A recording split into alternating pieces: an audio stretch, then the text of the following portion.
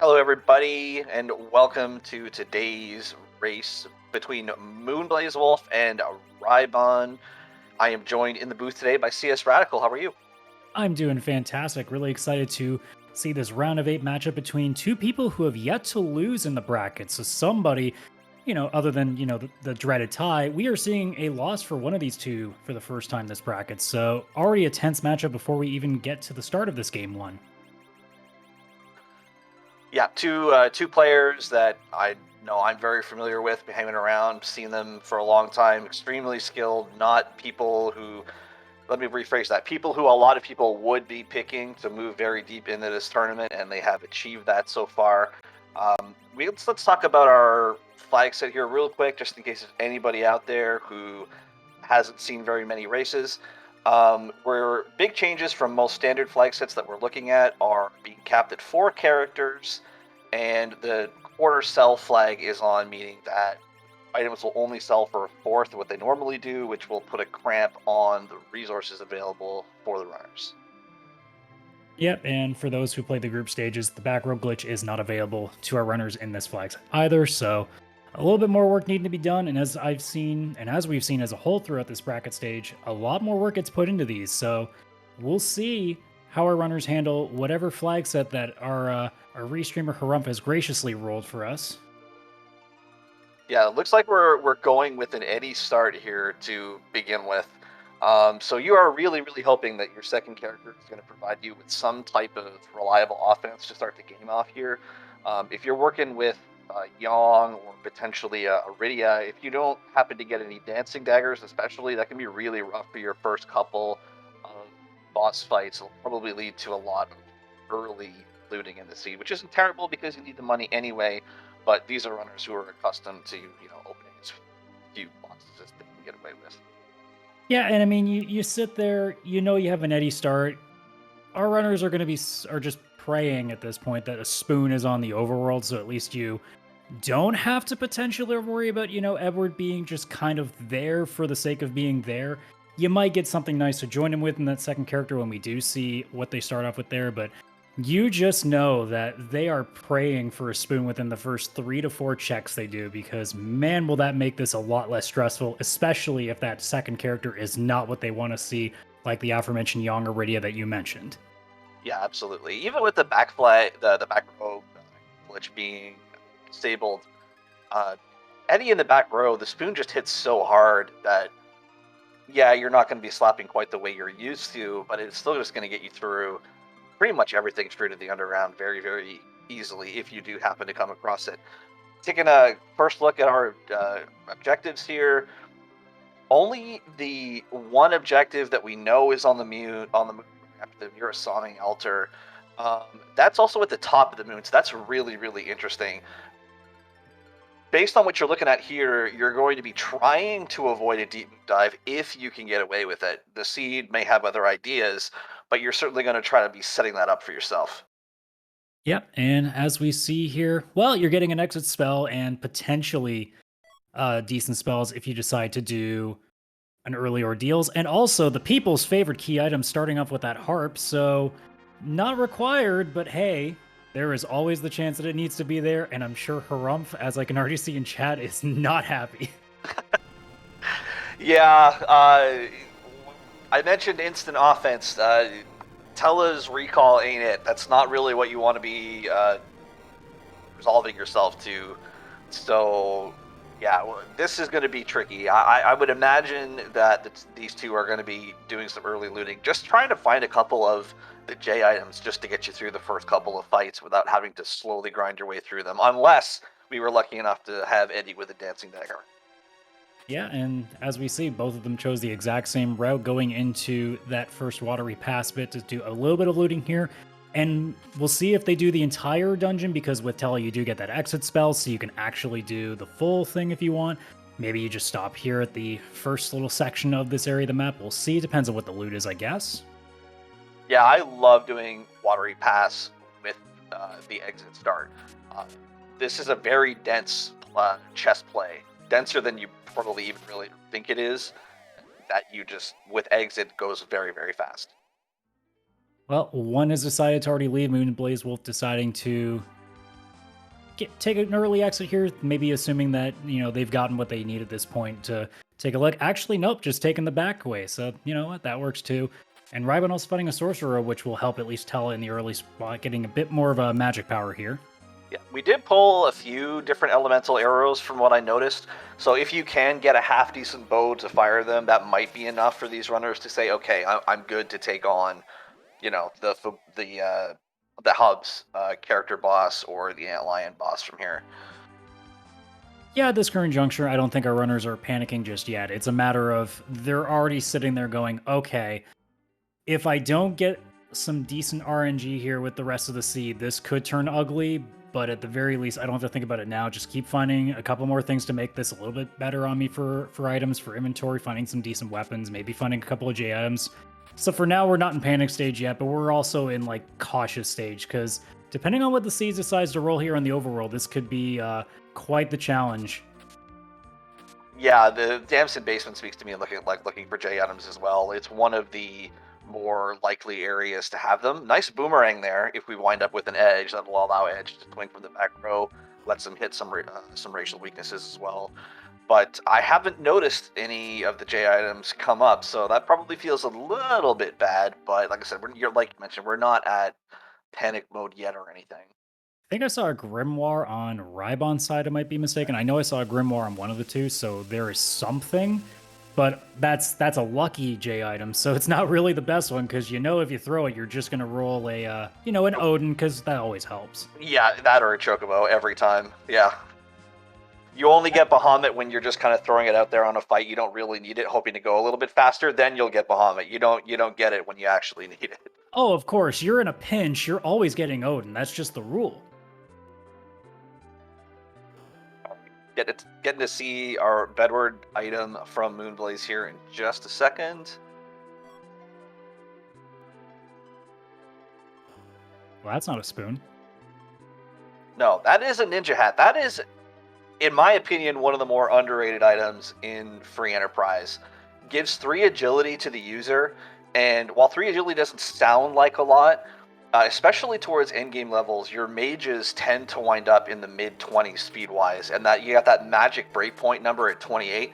The Ninja Hat lets you get your mages to that spot without having to over-grind them, and that's really good. We also have a dancing dagger in the free treasury, so at least one of them exists out there. That's going to make Edward a little more useful now. Absolutely. That's the early power that you were looking for. A couple of dancing dagger throws will get you through the first couple of fights here, and hopefully you get a little bit more offense off of either a character item off the antlion boss or off. Yeah, at this juncture now we're in, okay, now I'm just hoping that Hobbs gives me something to kind of balance things out a little bit better.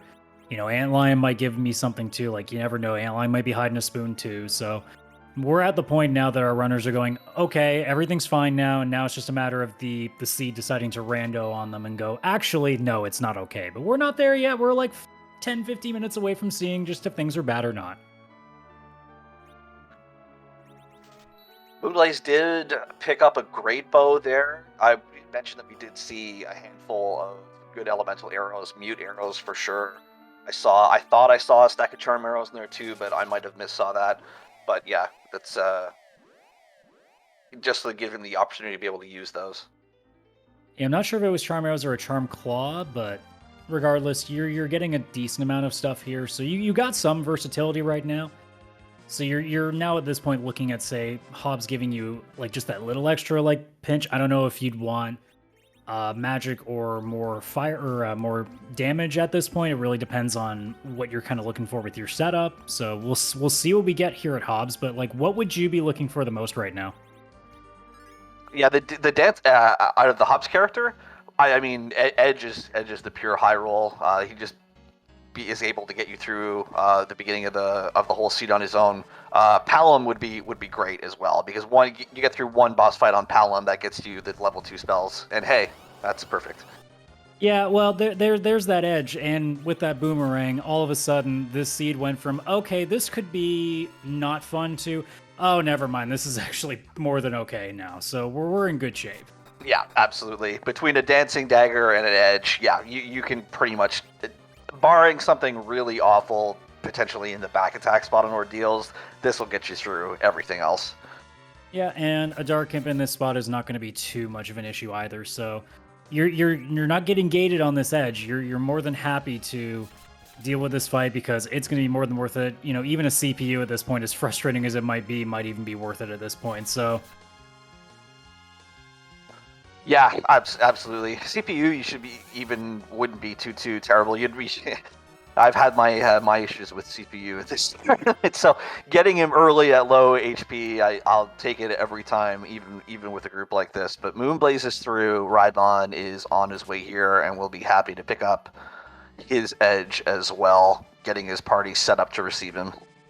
yeah, so at this point, you're now in pretty good shape. You're just looking for potentially some better weapons for that edge. I mean, you got the back row glitch on now, so you're hoping to find something to just make him that much stronger. I don't think you'll find anything too crazy unless you go, say, into Epplin Castle. But at this point, you're in good shape. You can probably check Antline now without any worry and now start making your way, trying to find your way underground at this point. Yep, looks like both runners have a mute knife, which that's fantastic. Not only is that going to give you about as much attack damage as you're going to reasonably expect on the overworld checks, but it'll increase the damage that Edge's ninja spells do, so that's exactly what you want, really, in this spot. And there's also a few bosses that if you come across early here, that's going to make them even that much faster. So there's definitely, again, like we said earlier, a lot of versatility that you can go in, and now you have that power that you need too. So I think at this point, you're just looking for like a permanent mage, or at least like somebody to fill that spot for now, and then you're pretty much golden. So we'll see what Baronin offers down the line. I don't see any of our runners checking that just yet. They'll probably do at least Antline, maybe Fabul, kind of just take a couple of things off here first. But yeah, our party's looking decent for the time being. Yep, absolutely. Got a life potions in a readily available shop here, which is really good. Picking up Thor Rages, getting that Kainatsu insurance. Nice Gungnir Spear pull from Rhybon out of the Antlion cave there. That makes Kain a particularly enticing character if he decides to show up somewhere. In worst case, well, you just got more darts, so there's not really a bad thing of getting a gun in your spear at this point. No, absolutely not. You are totally fine to pick up anything that can just get you through that one boss that's a real pain. Just have Edge throw a high-level weapon and be done with it. Well, you say pain, but I don't think whatever we're seeing here on Rhybon's side is going to be much pain in this spot, so... No, he's got the nickname Pain Man, but this isn't the spot that he got that name from, so this is going to be over here pretty quick. Not even going to wait through the script, just going to blast through him. Nope, and especially that's going to be a big relief for our runners, knowing that they have to do both Town of Monsters bosses, so that is a huge relief on their end. But a Bacchus Wine, while it's a nice item, you were probably hoping for something a little bit different than that, but regardless, it's something you can use later. Absolutely. Evil Wall here at Fabul. This is a boss that I'm thrilled to have off the table this early in the game. Very punchy, cheats the ATB system. Not something I'm trying to look forward to like on an early moon dive or anything, so it feels great to just get it out of the way. Absolutely. So we already have two pretty bad bosses out of the way. Crystal Armor, the gift, well, that's useful because, Cecil's totally in this seed, so that's going to just be money, I guess. Yep, that's what Crystal Armors usually turn into. Yeah, since they block Berserk, they don't see an awful lot of use other than in the return bin. So we see that peek at Baron Inn. Sid is sitting behind these two bosses. So you got the Mega Sisters first. That's at least a nice thing to also check off because there are some really potentially bad spots. But you did have the Mute Knife, so in the wrong spot, this wouldn't be too bad. And then you have the guards as the second boss.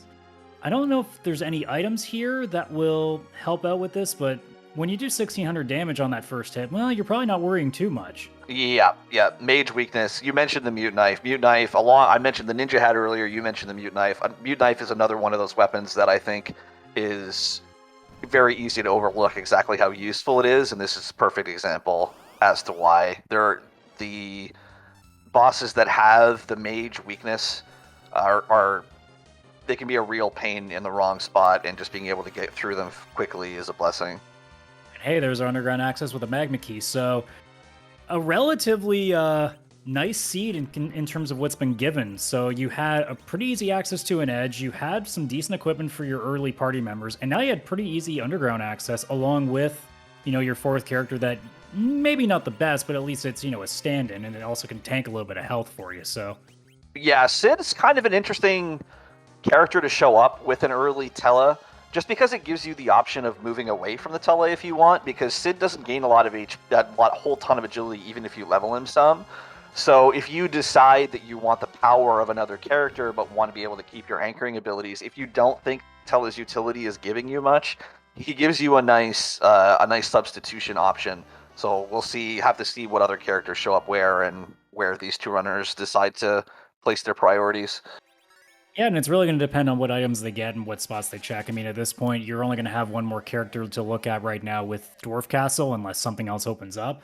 And depending on what you're finding, I don't see our runners taking a crack at ordeals anytime soon now. So Tella is probably just going to be sitting there with his tier 1 spells, kind of just shrugging his arms, going, I can't really do much for you. I'm just kind of here to look old, I guess. Yeah, the ordeals is a very, very interesting check. It is what rando folks tend to call a sphere 0 check, in that it's available to you for the beginning of the seed with nothing additional, which means that statistically speaking, it's a little bit likelier to have an item put in it because it doesn't have to have a chain leading into it. And it's also a K-main location, so it's even weighted a little bit higher as well. But it is a slow spot. It's 3 bosses. The back attack spot in particular, depending on what's there, can be slow if you don't have the tools to deal with it. So there's incentive to try and fade it, but of course there's the turning on your Tela and the fact that it's a relatively high value check in and of its own. It's an interesting strategic play on whether or not runners decide to do it and when. We'll probably know at some point when one of our runners gets through Dwarf Castle and we see what the character is there, because the character there isn't a mage, and the key item that you get from it is not anything to lead you anywhere. You almost may have to do ordeals, not even just because, you need now a person with spells, but because there may not be much else of an option.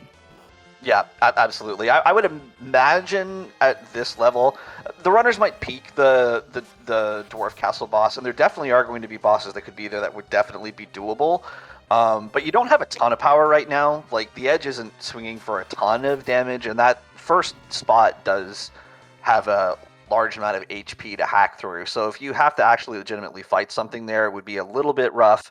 So I imagine we'll probably see the free item checks first, and then we'll see where we go from there. Yeah, I mean, at this juncture, we're probably looking at that check as being, okay, that's going to determine how our runners are going to approach the next move here, because if it leads you somewhere else that's not too stressful, you obviously do that right away. But if it leads to nothing again, now you're going to be sitting there going, okay, I could try to peek Dwarf Castle and see if there's a lucky freebie in there. Or, I'm probably going to have to think about maybe Harper ordeals because they're the lower level fights. Yep, we see the Rhybon's a man of the people, checking job dwarf. Caption writer, an important job. Accessibility is a great thing.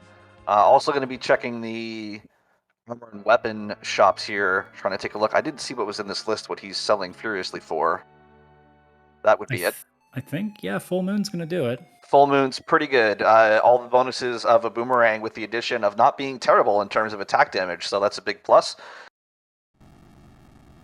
So we'll see what the next move is, apart from the free. Well, I guess the freebie would be the next move at this point. There's no really else to go, so we'll see what that chest gives us. That will really determine just where the seed is going to lead us next. Because, like I said, if it's say like something completely like not useful, like a pass, it's probably just going to be okay. Might have to go back above ground.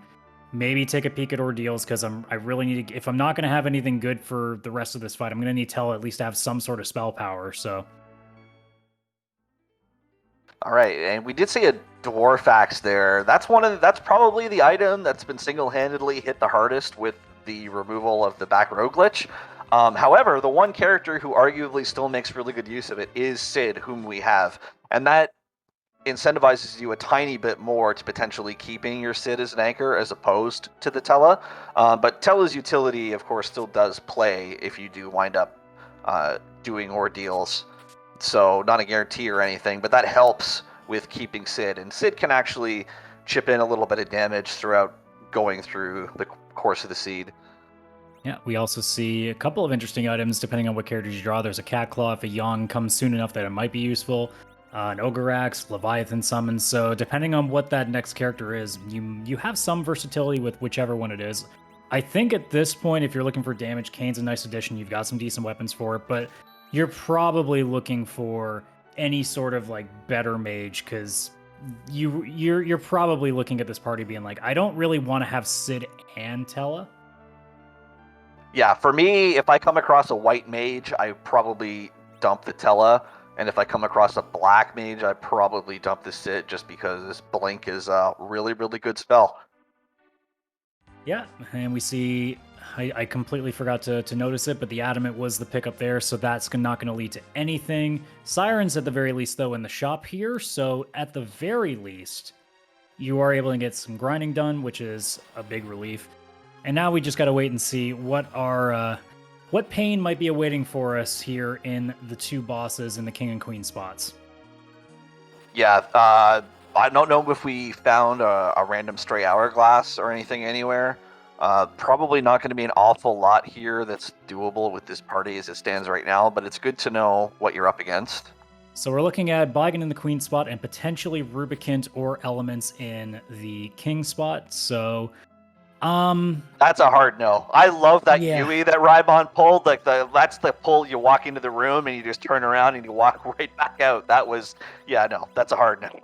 So I'm trying to remember because I'm still pretty new at dealing with these spots. Is it Baigan in the Queen spot that's far more dangerous? Baigan in the Queen. So the Queen spot doesn't quite have. Baigan's definitely tougher in the King spot for sure. Just more speed and more attack power, but he's still going to swing relatively hard and relatively fast in that group. You don't have the damage and the speed with this party to clog the queue on him with Berserker or anything to slow him down. But the Vampire casts are actually going to hurt a little bit in that spot from Baigan as well. And moonblazewolf was nice enough to at least peek the battle, so we now know it's Rubicant in the King slot. So I did notice an Ice Claw, so that is a thing that we have, but that King spot is just going to move so fast that it's just going to wind up glaring the party down before you can really do anything with him. So that will be a potentially have to do it later. Yeah, because I mean, apart from the glare, Rubicant in that spot probably isn't too rough because Fire 2 isn't going to do a lot. But glare is gonna do quite a bit. Not even a high level Yang's gonna save you much in that spot. No, no. And Rubicant does punch. He does weave punches in between his abilities, and those punches are just gonna one shot people at these levels as well. So yeah, no, that's just not gonna happen. Well, we know where the pain resides now, so that's not gonna be touched for a while. And we do now have that question with no real openings here. What's going to be the next move? I think at this point, checking a harp or an ordeals is probably the right play, unless somebody wants to peek Dwarf Castle and see if there's a freebie in there. Yeah. Either or is totally fine. You're probably just going to wind up doing both in this instance. Honestly, I wouldn't be shocked if it's ordeals first, just because it is a Sphere 0 came in location.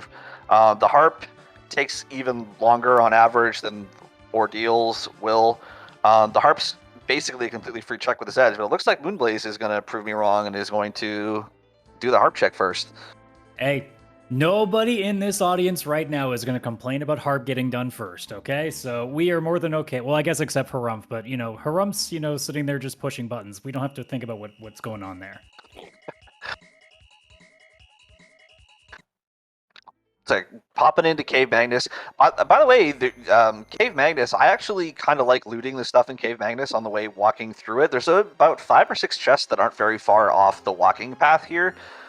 So just, as a thing, if you're still looking for money walking through one of these seeds, that is kind of an option for some. I mean, higher tier loot's going to get in a T-Pro setting, but yeah. Yeah, there's a few spots, like Moonblaze already skipped one of them. The room that they're passing right now is also one that I checked, because that's an easy 3. There's also, I believe, one that comes up right around here that it's not far away. Yep, there's one right there. There's definitely a few opportunities to get, like, some decent loot, if you're lucky, but realistically, you're probably just powering through, because It's already a long enough dungeon as it is. You're probably thinking, I don't want to spend that much time in here. Right. The only thing with looting in this flag set in particular, is because of the quarter cell. And with this party as it stands right now, you're looking at wanting sirens and you're looking at wanting Bacchus wines. Those are expensive. You need to get that money from somewhere.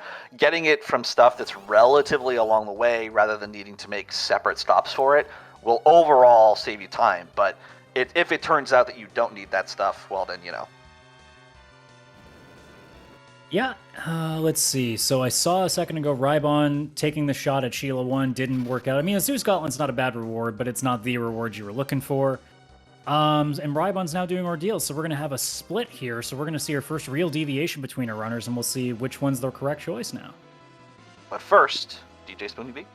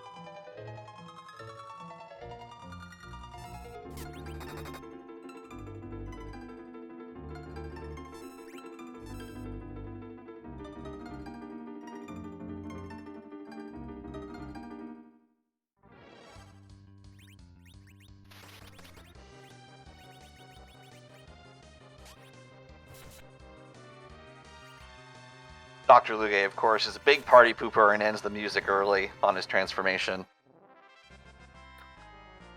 Ooh. But yeah, we have a spoon, everybody. Yeah, that was a lot to take in there. You had a spoon at ordeals and a hook. So we have a character check, but we also now have a Spoonie Bard. So, ooh, this could be a very interesting difference here, depending on what happens to be behind Evelyn if moonblazewolf decides to check that. Yeah, potentially two higher tier items in the Eblin item shop as well. Really, really gonna push you towards that. Just being able to have those tools available to you is such a huge deal. And if you don't think that's true, try running a seed with J items turned off, and you will immediately find out how much you missed them. And I also just realized that through the chat, they reminded me that because you have to do the rat tail as a quest, hook is required, which means harp is required. It really is a harumph seed. I love it. Yeah. And yeah, Moonblaze is immediately going to go check out the Eblin area, which makes complete sense. Rhybon, as much as he loves finding that spoon and getting another character to really up his damage, actually looks like is going to fade the harp for now and is going to go check out the dwarf castle spot, probably figuring with a couple levels on the edge and with the spoon on the eddy is now in a great position to be able to get through whatever's here. Yeah, I mean, not a bad play either. I don't think either option's really bad at this point. I mean, Moonblaze is now going to get a chance to really go in and dive and try to get some extra loot, maybe find some decent items that'll help out, and potentially a character that might change things. Like if a Fu happens to be there, that was a real big find there. At the same time, Rhybon, thinking that he has the levels to handle a couple of things here. You're going to see a turtle in that first fight, but again, if you get through that and the character ends up being also a nice find, and the key item finds nice, like both runners are taking a potentially really good route here if it works out for them. Yeah, this Kainatsu here is a little bit worrying simply because you have to immediately go into another boss fight after this. The fights where you're taking sort of like a set amount of damage off the start, like off the Kainatsu wave here, for instance, can put you in a position where, like, if you are taking this fight and it's, an Ogopogo or something immediately after this, there's a real chance that you could take a time-heavy reset there if you're not careful and a little bit unlucky. Yeah, so we'll see how that fight goes with Rhybon. In the meantime, moonblazewolf finding a Rosa in that spot. I assume you take that instead of the Tella at this juncture. That would be my play. Moonblaze might prefer to have the excess utility of having Tella over the Sid. I don't think Moonblaze has the Dwarf Axe. I think it's Rhymon who has that, so that might incentivize him a little bit more to just hang on to the Tella. Oh, I didn't even consider the idea that because Moonblaze hasn't gone to Ordeals and found this moon, that Eddie might also be out there too. So I guess that makes sense as well. Yeah, I would not be shocked if Moonblaze winds up doing Ordeals if he detours to get Eddie back, but he might just hang on to the spoon as a throwing weapon for Edge. It's essentially a delete one boss item, and that can be extremely powerful on its own. Absolutely. So Rhybon getting through that fight, we have either a Water Hag or an Alt Gauntlet in front of us, and the character is going to be... Ooh, well, both of them getting White Mages. Moonblaze coming up with a better option, although if you want Berserk sooner, Porum's your girl, so... Well, there we go. Actually getting rid of the Sid. I guess with the Eddie and the Edge together, you have enough physical power that the extra chip-in damage the Sid would be giving you is not enough to justify keeping him around, and you would rather have the tele-utility. He has Ordeals done as well, which also helps. Yeah, I don't think either option's really that bad at this point. Unless, like... I'm trying to even think if there's really anything else that the Sid could run that would suddenly change your mind on this. I think at this point, it's really like an either-or. It really just depends on what you think you have. Right, yeah. He's essentially trying to roll some of his weapons, being able to hit some boss weaknesses, and if you feel like the Eddie and the Edge are enough to get you through stuff, which, to be fair, they probably are, then yeah, there's just not a whole lot that the Sid is giving you over the Tele. Yeah, and you mentioned a second ago that Eddie might be making a comeback on Moonblaze's screen. Well, if Moonblaze is about to go into Ordeals and find that spoon, that's very potentially possible here. So we'll see how that plays out. In the meantime, Rhybon getting through what I think was the Water Hag fight, assuming how fast that went. So yep. That's Dwarf Castle done. Not too rough of a Dwarf Castle there. Pretty relieved to see that nothing too irritating was behind that. Yeah, that's exactly the type of fight you want coming through a guaranteed damage opener in that two-boss set. And we will get to see what the Princess Dwarf has hanging around her neck here. Oh, hey. It's that thing you need a complete harp for. So Dwarf Castle and Harp, both indirectly required. Those are two spots that, because they're heavy time investments, that runners will often try and fade. So it could be a while before Rhybon decides to do the Twin Harp. It could be a while before Moonblaze decides that they want to do Dwarf Castle. So this could wind up being a race of who blinks first. Well, it almost feels like there's not really much else of an option. Do you really want to try either of those Town of Monster fights right now? Because I think that's all that's really left. The Town of Monster fights, no. I would probably be looking at Top of Tower at this point to see what we've got there. Kainatsu is off the board, who's one of the only really dangerous fights that can be up there.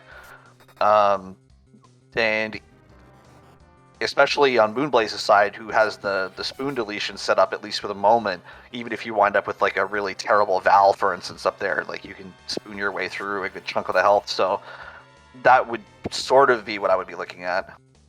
Yeah, I mean, and at this juncture, unless Keyless Tower is hiding something, that rat tail may be a big key here. Unless you're just going to end up doing a lot of grinding just to try to power your way through these two king and queen fights, because we're starting to run out really quickly of things to do here. So, at this point, if it's not Keyless Tower and if it's not Rat Tail, it's good. Something really heavy is going to be behind one of these two Town of Monster fights. Thankfully, we do have sirens available. If that is in fact the case, I'm sure neither of these runners want to sit here and crack a whole host of eggs. Rhybon is setting up to do a few of them right now, but I'm sure he's not planning on sitting here, and getting into the high 40s or low 50s or whatnot. But doing them at all in this instance, if he does more than one or two of these to get Porum some spells, then this smells like going immediately back down into the Fate March. Mm-hmm. And even if there weren't sirens, at least with that edge, you do have the ability to go into tower and steal. So thankfully, the seed has actually been very generous. So our runners have still a lot of things that they can use at their disposal to make this a little bit simpler. Yeah, the trap chests in the tower are actually relatively painless to be able to get through. You can just simply stop them with Tella and take them down, even if you can't take advantage of their lightning weakness particularly well. So the odds of getting something decent for your edge, in particular, not necessarily Hanzo Steel per se, but something along those lines would make it even that much easier. Yep. Moonblazewolf now through ordeals, finding that spoon. So we'll see if they decide to go and regroup with that. Eddie, you probably do it at this point, but we also know that not much is left to check. So we might be seeing a Dwarf Castle check, which means that Rat Tail is in Moon's future, which would also mean we have a check coming up soon as well. We'll see which of our runners goes for the next thing that they need to probably do, because Rhybon needs to take a look at Harp. And as we know, Moonblazewolf needs to go and check Dwarf Castle for that Rat Tail as it is an objective and might be the key to getting off of this blue planet. Yeah, definitely looking like that's a decent odds, at least, of that potentially happening. We'll have to see how Moonblaze decides to do this. Getting the Eddie back is a small time investment. And if he's comfortable with Edge and an Archer Rosa chipping in to being able to get through what's in front of him, he may decide that that time investment is just overall not worth it. With Sirens available to be able to grind, though, I would think, yeah, he's landing. Spoonward Eddie is not to be underestimated in the amount of damage that he can pump out. He's probably a little bit like, man, I just sent you away and now but it's worth doing. And it's also one of those things that you're just kind of laughing because you're like, of course, I literally drop you and I find the spoon. Naturally, that has to be the course. Exactly. And this is, if you find a cursed ring, this is, I mean, even without it, but a cursed ring and he's checking armor shops, but a cursed ring just makes this party pretty much perfect. You can even just keep the Tella alive and allow him to gain levels so that he can potentially survive fights, to be able to revive Eddie if he takes a punch that he can't handle. Like, you're pretty much set for what you want here. The only thing this party can't cover really well is a big AoE fight, but there just aren't all that many of those in the pool for free enterprise fights.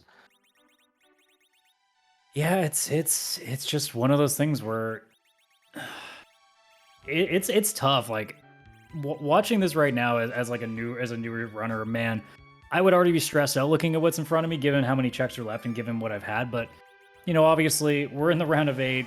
The runners left here, they have a pretty good grasp of things. They're just going through all the motions, trying to figure out what the right option is here. And I think so far both of our runners are putting on a great show. Which, by the way, Moonblazewolf and Rhybon, make sure you're giving our runners a follow for putting on this fantastic race that we're watching. Yeah, both very, very high level free enterprise runners, stream fairly often as well, from what I know of, so definitely worth your time to check them out. And we're seeing dual egg fights here. This just makes all the sense in the world. This is a parties where levels just make a huge difference here. They just give multipliers to your Edge and your Eddie. They make your white mages more survivable. It just makes too much sense. You theoretically, all the time you're investing in this level up, you're gonna make it up on the fights you have coming through the rest of the seed. Look, nothing wrong with a good old-fashioned egg off, okay? It's perfect. But in the meantime, might as well use this moment of grind festing here to shout out the rest of our restream team. Obviously, myself and Zyrek here in the booth. We have Harumph on the restream side, Beauty and Discovery, pushing all the lovely buttons in the tracker spot. Both of us, or both of our team members in the background, doing a great job so far. And quite frankly, like, not the most stressful race we're seeing so far, but still enjoyable nonetheless in terms of the versatility that we're getting to see put on here. Yep, absolutely. And we have that lingering question hanging over about who decides to fade what for how long, or if the seed will even give you that option. One thing that is popular in some rando communities for thought that I am a huge opponent of, and I hate this line of thinking, is the if you skip something, then, well, if it was important, then I'm already lost the race, so I'm not going to worry about it. Situations like this are exactly why I think that line of thinking is flawed. Because if Moonblaze and Rhybon, who have faded a couple of checks here of each other's at this point, if they get into thinking, oh, well, that other thing that I didn't do, if it's important, I've lost, that in and of itself is going to wind up costing you the race. So expand your mind when it comes to rando logic, rando strategy. I love talking about it, and this is a perfect example of it right here. Yeah, and I mean, in this case, I don't think there's either of a situation for our runners that they would feel like they're that behind, because it's not like either of them have had really a struggle anywhere yet. So it's probably a matter of, okay, am I making the right calls? I mean, Moonblaze is sitting there with the hook being like, all right, I feel like I've got something I need. I do have half the rat tail quest in here. Rhybon's sitting there with the rat tail being like, well, I'm halfway there. I just need to find the hook. So I don't think either of our runners are in like the panic stage of thinking like, I need to just worry about doing the things that I want. And also, like, sometimes you just gotta trust your gut on these things. Sometimes you can't just look at like what the stats probably say and just go, you know what, I'm just feeling like this is the better option, and you go for it. Oh, absolutely. And I am all for making contextual decisions in the randomizer of, period. Like, contextual decisions are absolutely what you should be making. I guess since we have a moment to look ahead, I'm thinking, let's just say theoretically Darkness Crystal comes off the next check these runners wind up doing. Then if you go to the moon and you come back down, though, then you're sort of in a position of, okay, I have this one early game check I've had access to forever, and I haven't done it. Well, if I haven't done it yet, then I'm just not going to do it. And if both runners do that, then they wind up sort of metagaming each other out of their progression, which is, I have seen races both in this rando and in other ones where both runners metagame each other to a different universe. And as hilarious as it is to watch as a viewer, it feels awful to do that to yourself as a runner. Absolutely, yeah. There is no question that being true. And I think it's going to be a really interesting thing how this shapes out, because if Darkness Crystal happens to be at one of these two spots, we might see both of these important checks completely bypassed, because I feel like both of our runners are aiming to do a Town of Monsters check. I don't think Rhybon has any intention of checking Harp, and I don't think Moonblaze has any intention of checking Dwarf Castle. If Darkness Crystal happens to be in one of these two slots, you're not seeing them probably doing these checks for a while. Definite possibility of it, absolutely, for sure. And grinding up for this in particular makes sense, because both of these fights, while they're rough, are doable. And required. Yeah. And so this lets you knock both of them out potentially in one shot. Whereas if you go to top of tower, for instance, then you're only getting one check for your money.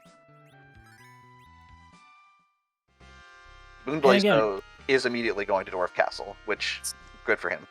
Yeah, and I mean, we'll see if that ends up being the right call, apart from it also being, a requirement. So realistically, like, Moonblaze is probably in a better spot because they've done now a required check that's a little more out of the way. So if this ends up turning out to be nothing, it's still fine for Moonblaze because it means that it's done. Whereas Rhybon, if Darkness Crystal happens to be in the Town of Monster fights, might just completely bypass Harp altogether for a long time. So there might be a better position for Moonblaze at this juncture.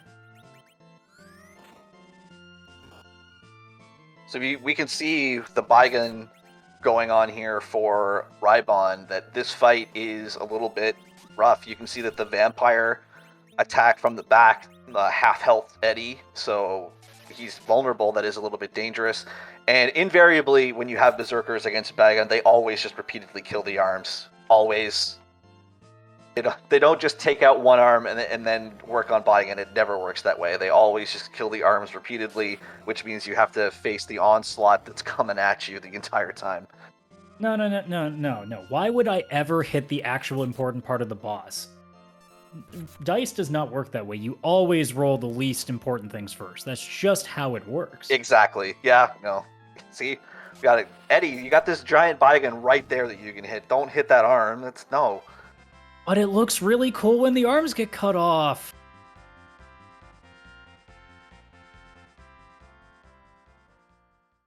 But it is funny how just finding a Bacchus wine at Ordeals kind of makes a bit of a difference here. Oh yeah, this fight much easier. If for no other reason than you have Berserkers that are jamming the queue, taking up Bagon's actions. Which usually when Bagon overwhelms you, that's why. Even if he's not punching particularly hard, if he has 3 sections of his body that are attacking quickly without Berserk, you just struggle to get your actions in and you fall behind. But the Berserks clog the queue and get through the fight. Well, there's the pass from the Queen spot, so that's our first objective done here at 42 minutes. Also, Free Enterprise with the rate of 100 viewers. Thank you so much for joining our race here on Free Enterprise 2 with moonblazewolf and Rhybon. A very generous seed, but so far not leading to a lot of objectives yet. It's just been a very slow and steady race so far. Absolutely. In terms of differences between the progression, Moonblaze is doing what they need to do right now to get a required Rat Tail. Rhybon is taking care of some objectives in Feymarch, but needs to do the Twin Harp at some point. We'll have to see how long he chooses to fade that check for. Yeah, you guys that just rated in here are absolutely lucky. You still get 1 harp guaranteed today. So you came in at the right time. Everything's coming up. Moving into this Ruby fight, I know I saw an Ice Claw in Moonblaze's inventory. It looks like either Rhybon sold it or didn't come across it, so that's going to make this a fight a little bit tougher for him. This is just a lot of HP to hack through, and this Ruby here is going to pump out a pretty decent amount of damage. Ooh, yeah, that glare is also no joke. That's not what you want to see, especially on Eddie right off the bat too, or not Eddie, Edge. So, yeah, not turning out great right off the bat. But yeah, Moonblaze now with that rat tail as well, so we'll see if they decide to check that first, or if they go and continue on with the Town of Monsters fight as well.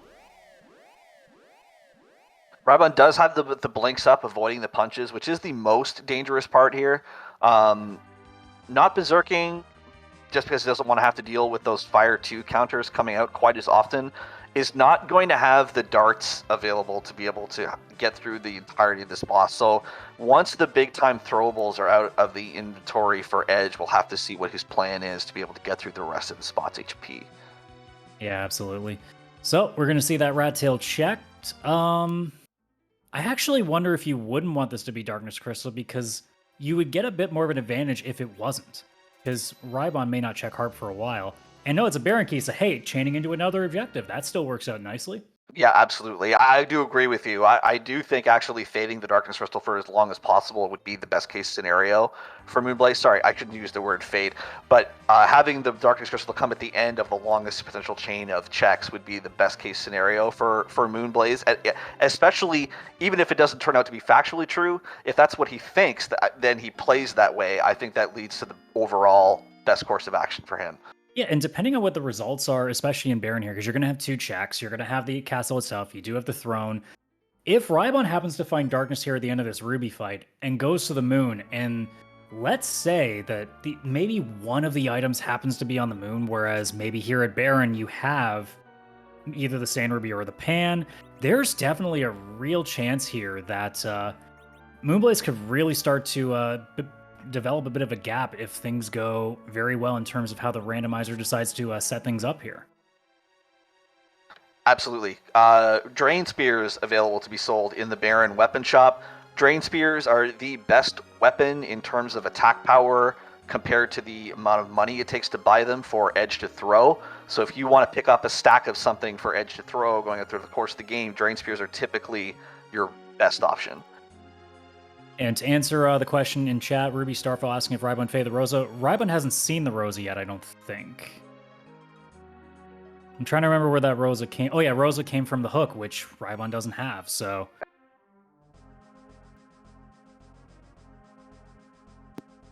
I guess you can't fade what you don't see. Yeah, for sure. Head into Baron. We know we are going to get the real king of Baron, Golbez. The Laughing King, as we call him.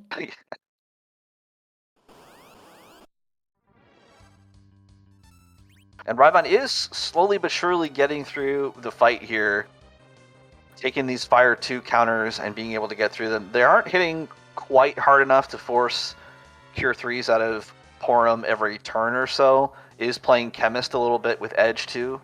It is making the fight slow, but he is going to get through it. I really, really hope this Rubicante fight turns into the Darkness Crystal, because that would make things really, really interesting in terms of how these runners wind up attacking this seed, I think. Absolutely, because you look at already, we have a clear deviation here from our runners, so depending on how the seed expands here, this could be a very interesting path between our two runners now, because it's very likely that they're not crossing paths anytime soon now. Yep. I like to talk about, too, when it comes to Rando Theory, about setting yourself up to do the smallest piece of the seed that you can, because it's very, very hard to win a seed when you 20 out of 28 it. You're essentially forcing yourself to outroute and out execute your opponent at that point, and it's tough. With this objective setup, you would love to just be able to dip the top of the moon and not have to go down, but if you get a Darkness Crystal this early, you probably do have to go down. So what do? You have a tough crisis point, if you will, that you're at in terms of your decision making. Absolutely. It's if I was in Rhybon's spot, I'm trying to think, would I immediately dive to moon? Probably, but there is also that part of me that like would check the heart, because my brain always does work in that aspect of like, man, if I fade harp any longer, it's gonna bite me, isn't it? That's right. That's my thing. Like, my logic is never, oh, if I do this and the other runner, or if I haven't done this and the runner has, it's probably pointless at this point. No, my thing is like, if I don't do this really annoying check, it's totally going to bite me, because the ones that I want to do the least are always the ones that come up with the things I need. You can never skip stuff in a rando, it feels like. It feels like every time you skip something, it bites you, which is, you know, whatever kind of bias you want to call it, that's what it is. But it certainly feels that way. It certainly weighs on your shoulders, that's for sure. Oh, hey, it's technically Ruby against Ruby now on our runners. So the deviation, I guess technically there has been a path crossed. Technically. 4 elementals on one throne crammed together there somehow in a trench coat. Well, I mean, that trench coat could probably hide a lot. Also, it's very fitting that Ruby is the one to go down here while Rhybon is still in the midst of trying to down this really irritating Ruby that is just trying to prolong this fight as long as possible. Rubicon doing its, like, CPU impression, I think, here. Oh, and they almost go down simultaneously, too. Awesome. Yeah, really good stuff. Required objective, so even if this winds up being a Zonk, you don't feel too terrible about it if you're Rhybon. I think now we have to assume that unless it's in Keyless Tower, like, Moonblaze might be on a real path here. Yeah. Real good shot to that. It's also possible that, you know, there's a couple of key items on the moon that chain into everything else back on the blue planet. Certainly a possibility. White shirt, I don't hate picking up a white shirt here, especially with a Porum. Porum's biggest issue is that she just doesn't have a lot of HP late game. All the magic defense multipliers she picks up off a white shirt potentially makes you a little more comfortable bringing her in on lower HP to endgame fights, particularly the Zeroma's fight. Never guaranteed. Zeroma's could always just roll off the moon and, you know, 2400, a huge magic defense character, but it definitely gives you a pretty nice bump to your odds. Yeah, I mean, if you're not going to get anything out of these two fights that were required anyway, so you're not that hurt about it, but a white shirt, you'll look at it and be like, look, it's not what I was hoping for, but I'm not going to complain about that one. Yeah. And as we see, too, Moonblaze getting a Artemis bow from that Baron Castle and that objective. So again, you're not happy that you didn't see something that's like a key item that you need, but an Artemis bow is not exactly, you know, the worst case scenario either. Moonblaze is going to see who the real King of Baron in the basement is, and oh, yeah. Yep. That's a gauntlet fight, and I don't blame him for resetting out of that at all. So I guess we're matching up with the Town of Monsters now. Oh no, gonna do a Sheila 1 check first, which I'm trying to think. I think that was Zeus Gauntlets, so that's not gonna lead to much. But hey, it's a check that you want to do. You check freebies as quickly as you can, and at this point, with what's left, you probably do it anyway, thinking that hey, you know, it's not gonna take too long, and it's not gonna cost me much in terms of like stress here. So why not? Yeah. So this demist fight is probably, I got Rhybon's eyes rolling into the back of his skull, because it's not dangerous at all, but you just threw all your weapons at that Rubicante. You have nothing to dart at this. You can do nothing but slowly DPS through it. He's probably like, come on, really? Yeah, you're a little bit insulted at this point. You feel personally attacked by the seed now.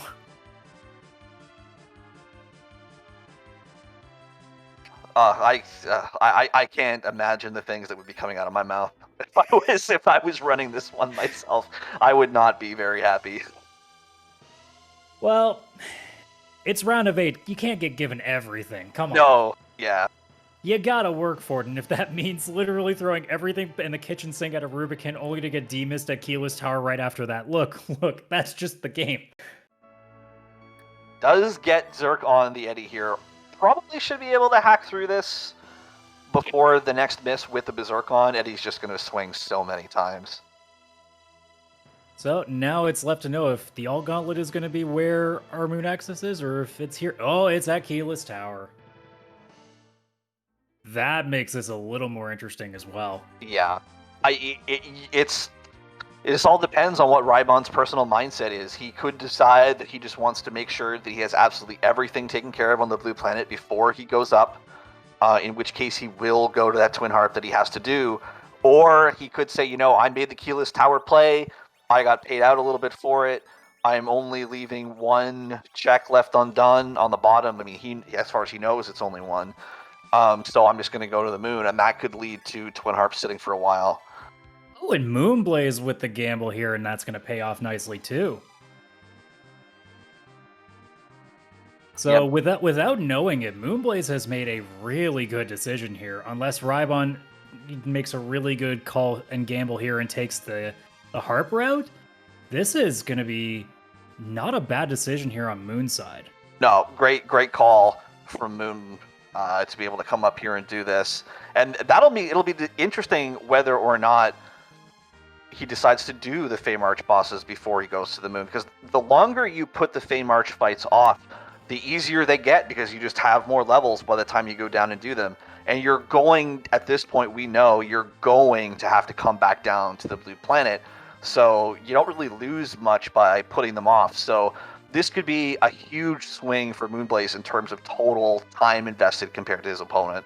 Yeah, because at this point, like, it really depends on what you find. Like, if Murasame gives you something immediately too, like, that really makes things easier for Moonblaze. Rhybon may potentially look at all 6 spots and not find what he needs still, because obviously we know that Hook is sitting behind the Harp. So it's kind of a situation where, like, Rhybon almost kind of has to do this check, because it's 6 chances at what you need. You kind of just have to take the odds on it. But yeah, we know here in the booth, because we got to see it, that, man, it's not quite that. No, I don't fault him. I don't fault him at all. And this could turn into a situation where you go to the moon and you immediately pull, say, the pan and the tower key right away, and you just immediately come back down here and check them and then do the harp while you're cleaning the blue planet up. It certainly could happen. It doesn't necessarily have to go terribly. But look at this. Rhybon making the play that he needs to make. He's decided, you know what? I'm so close to clearing out the blue planet entirely. I am not leaving something here before I go to the moon, and this is going to wind up working out beautifully for him. Oh man, we have a race now, folks. This is great. I am loving this. The drama without knowing that there's drama. I love it. I love this play. Just because you skipped it early doesn't mean you have to keep skipping it, and Rhybon is making the correct play for this particular seed, at least. Love it. You love to see it. Yeah, it really does show that sometimes, like, even though it's the most obvious thing, sometimes it does pay off to check those things. Now, granted, if this was another seed where it leads to nothing, you're going to feel real bad about it. But hey, good thing we know that that's not the case. So we That's don't true. have to have that conversation here.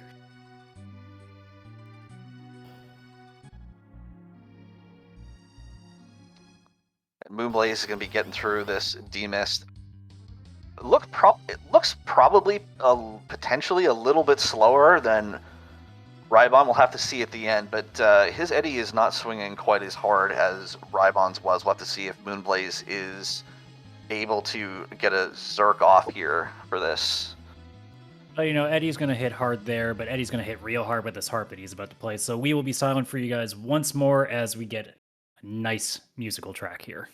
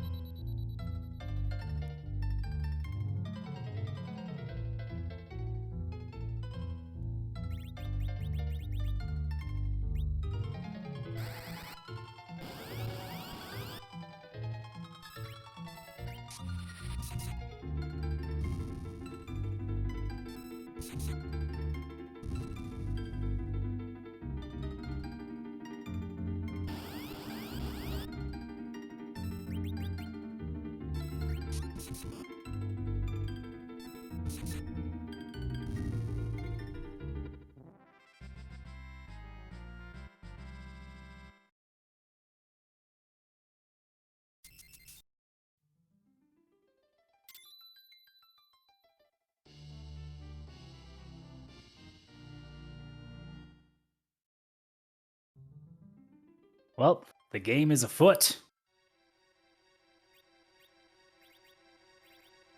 So I guess the ultimate question here is going to be, you assume Rhybon's going to the moon at this point? Unless, actually, no, that's not true. You might check the rat tail first. But so it really is going to be who decides to hit the moon first now, it seems. Yeah, I can't see Rhybon turning the rat tail away. Like, rat tail's an objective, right? Like, you're going to do that, and then you're going to get Baron, which is another objective, so you're going to do that. The gauntlet fight at Baron Basement, now that could be interesting. Because if Rhybon is of the mind that I am clearing out the blue planet before I go to the moon, because I'm not doing anything on the moon that I don't know I have to do, he might sit through that gauntlet fight, which is definitely a time investment. Yeah, because if that pops up with the Sand Ruby or the Pan, all of a sudden, we have an even more interesting routing here. This has been a very fun race in terms of every time we think we have a pretty idea of where someone's going, they flip the script on us and everything just goes completely in the opposite direction again. This has been very, very fun to watch. All right, Moonblaze on his way down, and we will see if he detours to the up or down, and he is going up.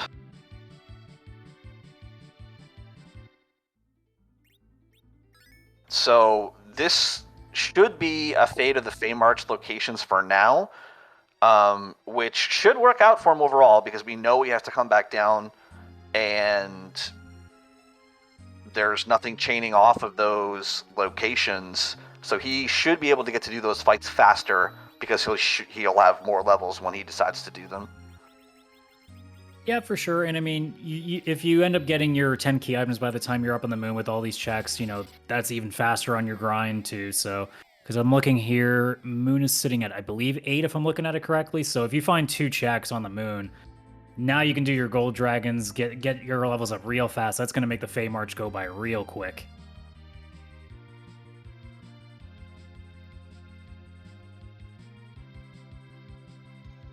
Right, Rhybon off to Baron, which makes complete sense to at least do the top, since it is an objective to do so. And then we'll see what Rhybon decides to do with the Odin basement following that. So for those unaware of specifically what hides in that throne, what is so dangerous about the All Gauntlet here in the spot? Because Moonblaze noped out of it right off the bat when they came across it. It's very high level. It's very, very high level encounters from the underground area, I believe, just because wouldn't really make sense to have the on such a high level spot pull stuff from around the Baron Castle area, because it would all just be, imps and sword rats, which are really doing the spot a whole lot of justice. But yeah, it's a lot of sorcerers calling things, and that's really, really dangerous because the stuff that they call does a lot of damage, and it's a spot with a lot of magic power and with a lot of speed. Yep. So we're going to see our first peek here at our darkness character. A Fu would be a really interesting pickup right here. But it's just another Rosa, so we know what our duplicate is for the seed. That is not going to lead to anything. So I imagine we're just going to go straight to that Murasame altar because it is an objective and see where that leads us. Yep, I would assume so. And we will see what kind of boss we have. We're going to lock in the cutscene so that if we take a wipe, don't have to go sit through that again. And then we'll see what's at this spot. The Pale Dance spot, punchy bosses can be a little bit annoying here. There's something weird about this spot where you can't really, you can't do the run glitch to sort of stall the timing here at this spot for whatever reason either. So any fight where you would prefer to be doing that is a little dicier than it is elsewhere. So this spot isn't always a pushover. No, not necessarily, but it always depends on what the spot is here. So we'll definitely see. Now here's an interesting question. I don't think they would end up going in this way, but let's say for the sake of fun, you find Pan in that altar. That's 2 checks. You have to do 2 quests still with the King and Queen. Do you maybe risk leaving the moon to check those 4 things because you have 3 objectives? And if Sand Ruby happens to be behind one of those, you're suddenly in go mode. I think if I pull the Pan, I'm jetting to check it. I think. It might depend a little bit on my mood at the time, but I would think that would be the case. A-main spots, of which the Pan is one, are just way more likely to give you what you need, and K-summon spots, which the other Pan check are more likely to give you stuff than other moon checks would be. I would definitely be extremely, extremely tempted. Yeah, for sure. And again, like worst case scenario, you make those checks, you go, oh, I literally just got to find one more item now. I can just take my odds now with the randomizer and what's maybe on the moon for those spots. Although it is also possible that moon leads to, say, an earth crystal, that leads to a tower key, that leads to the last item we need. So there's a lot of potential for this to still take way longer than you'd like it to. Yep. But hey, that's for the runners to figure out in the next hour, probably. I'm seeing a Warlock grind here from Moonblaze. This is a grind that I think I've been seeing become more and more popular as this tournament has gone on. The Warlocks, as you can see, basically can't do anything if you mute them.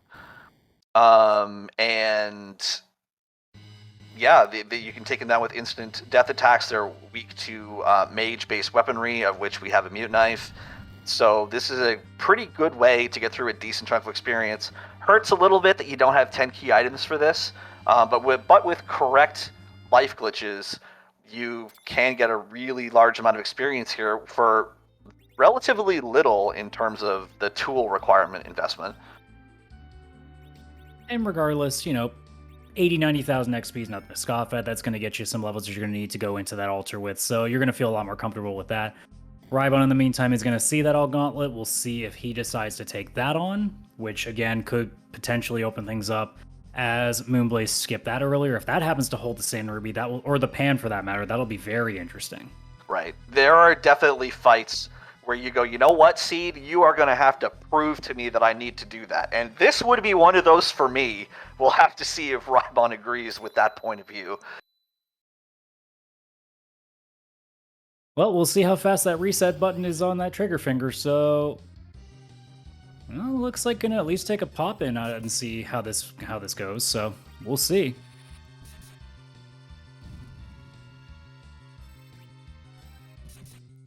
Yeah, having the mage-based weaponry really, really helps. You should be able to one-shot the conjurers, which is probably why he's deciding to take this.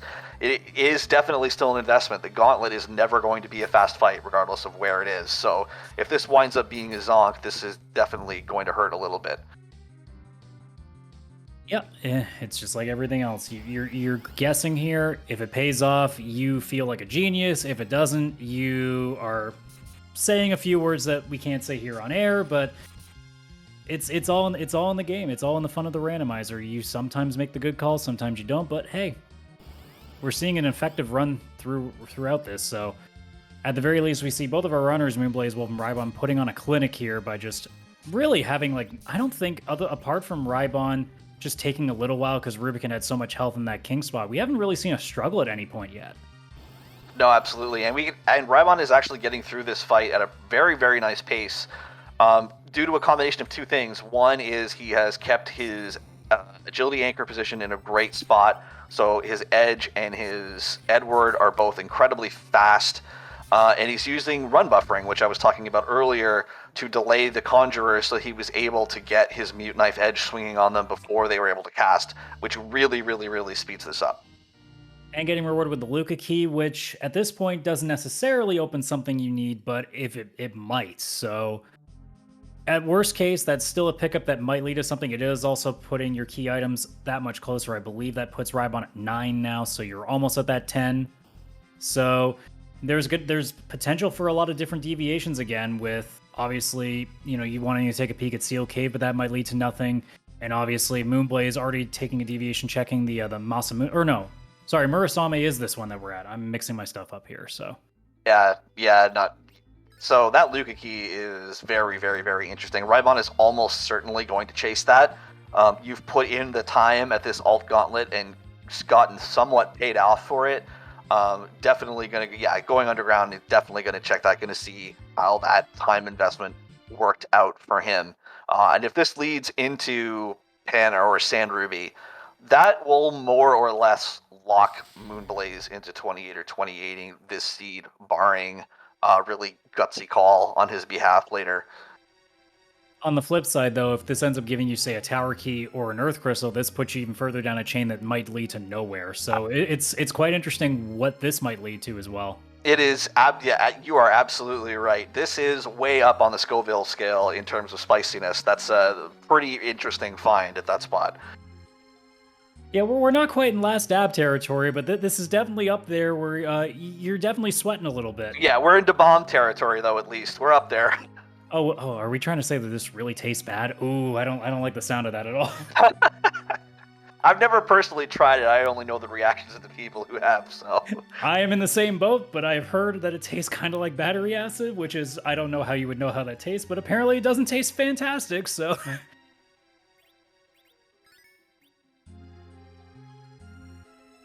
All right. I mean, look, it basically puts a nuke on the bottle. You can't be surprised that it's not going to taste that great. Yeah, no. All right, throwing the safety save down here in Luca and heading right back down. Moonblaze also on their way back down to the blue planet. So I love this play strategically from Moonblaze. This is what I was talking about. Oh my gosh, and it's the pan. Oh my gosh. Okay, so much is happening. I love this play for Moonblaze. This is what I talked about, setting yourself up to do the least amount of things possible in the seed. Goes to the moon, does the one required objective, and then is coming down here to clean up the stuff that he needs to do. And now that he is down on the blue planet, he is going to be heavily, heavily want to clean out that gauntlet before he goes back up. And then on the flip side, Rhybon getting that pan, there's a real good chance that he is very, very close to ending this seed. Yeah, this is very, very exciting all of a sudden. If that pan leads to Sand Ruby, oh boy. But if the pan leads to Sand Ruby, Moonblaze might have just saved himself by making this call to come back off the moon, because wow, that could have put them into a massive hole. Right, and even if this does lead into that, you'd have to think that Moonblaze follows the Luca path if he decides to go do the Baron Throne after these two required fights. remember, he should be getting through these fights faster than Rhybon did. He's got more levels, and unless he sold it, he has an Ice Claw for the Rubicon fight. So that fight should go very quickly for him. Yeah, we'll definitely see as Moon is going to do those 2 fights. So we'll see how that goes. In the meanwhile, Rhybon is now going to warp his way out of the Steel Cave and obviously go straight for that pan check. So we are in for some very interesting news very shortly. Right. This is one of those seeds that where it looks like absolutely nothing is happening for 50 minutes, and then 20 minutes later the seed's over. Like, this is what we're potentially going to get. It might not happen. We might have to dig out more of the moon, but yeah, this seed definitely just shot up to 11. Now I can only imagine how absolutely just ridiculous it could be if these next 2 checks with Pan give you Earth Crystal and Tower Key. I mean, you have to do them, I think. You have to do them. The Tower Key especially is fast, but your K main spots are more likely to have what you need than any one individual moon or summon check is. And you've already invested so much time into this chain, you're probably going to have to keep going. I'm just opening up to the potential to see constantly just throwing us all over the place, but we'll see here with the Sylph check what that leads to. And it is a Legend Sword, so no, we are not getting absolute chaos. But it's still been pretty chaotic, and I love it. So we're still making progress. Need Sheila too to give us the goods here. That would be so terrific. It looks like actually going to take a crack at the Forge and see what's going on there, which, again, a random tier 7 to 8 item. You might find a really nice shiny sword for Edge. Also, the shop might also contain something if you can afford anything. Yeah, that's I'm assuming the potential for upgrading Edge weapons is the big reason to check this out here for sure, and that'll make a big difference on the Z fight. An Edge swinging a Masamune and an Edge not swinging a Masamune is a big difference. So we'll see what we get there, and oh well, I suppose that's not a bad one either. Yeah, I hear that's pretty good. Yeah, it might be a bit of a game changer there.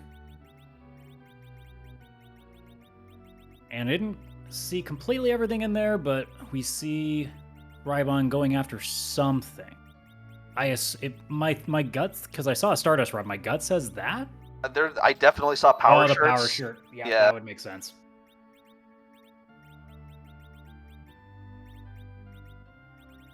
I mean, you could also just buy like 20 glass helmets. I mean, very easy. Yeah, I suppose that's a strategy too.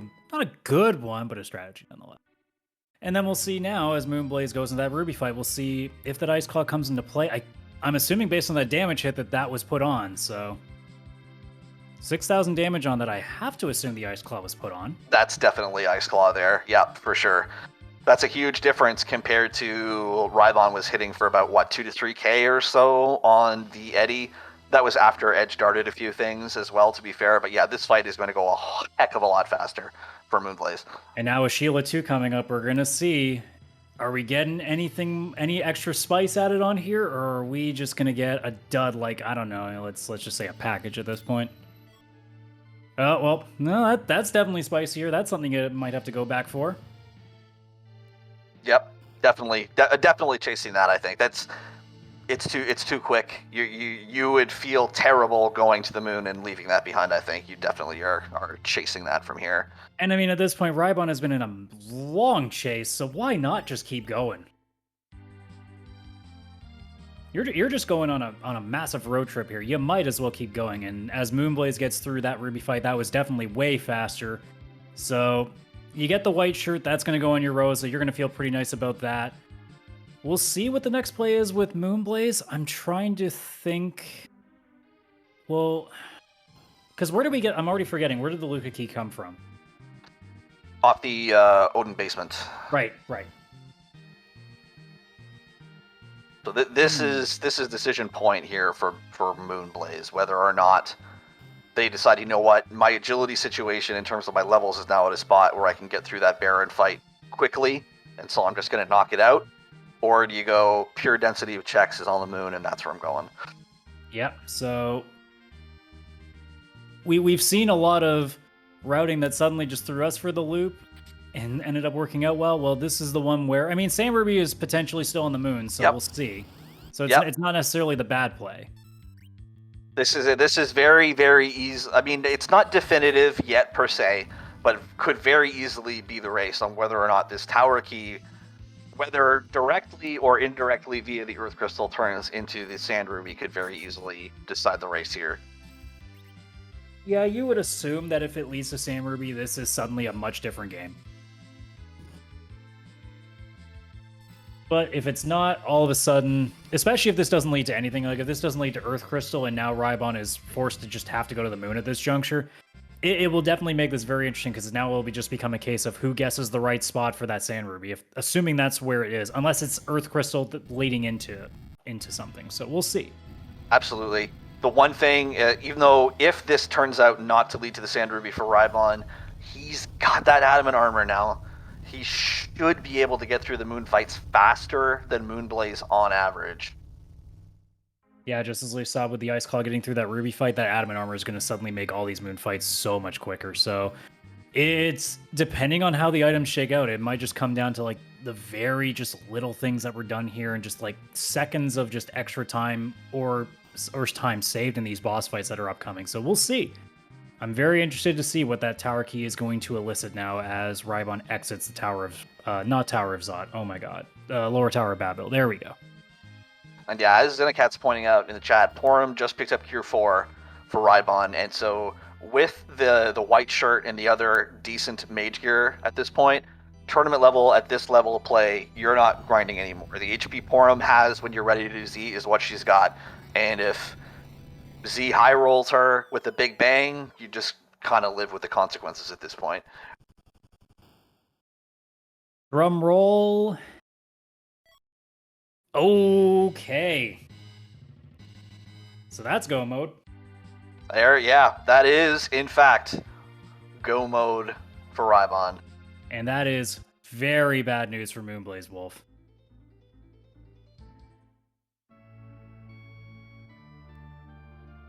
Yeah, what I mentioned about earlier about sometimes you get a fight somewhere, and whether it's difficult or whether it's slow, you just go to I'll go Pokemon on the moon. By the way, hi.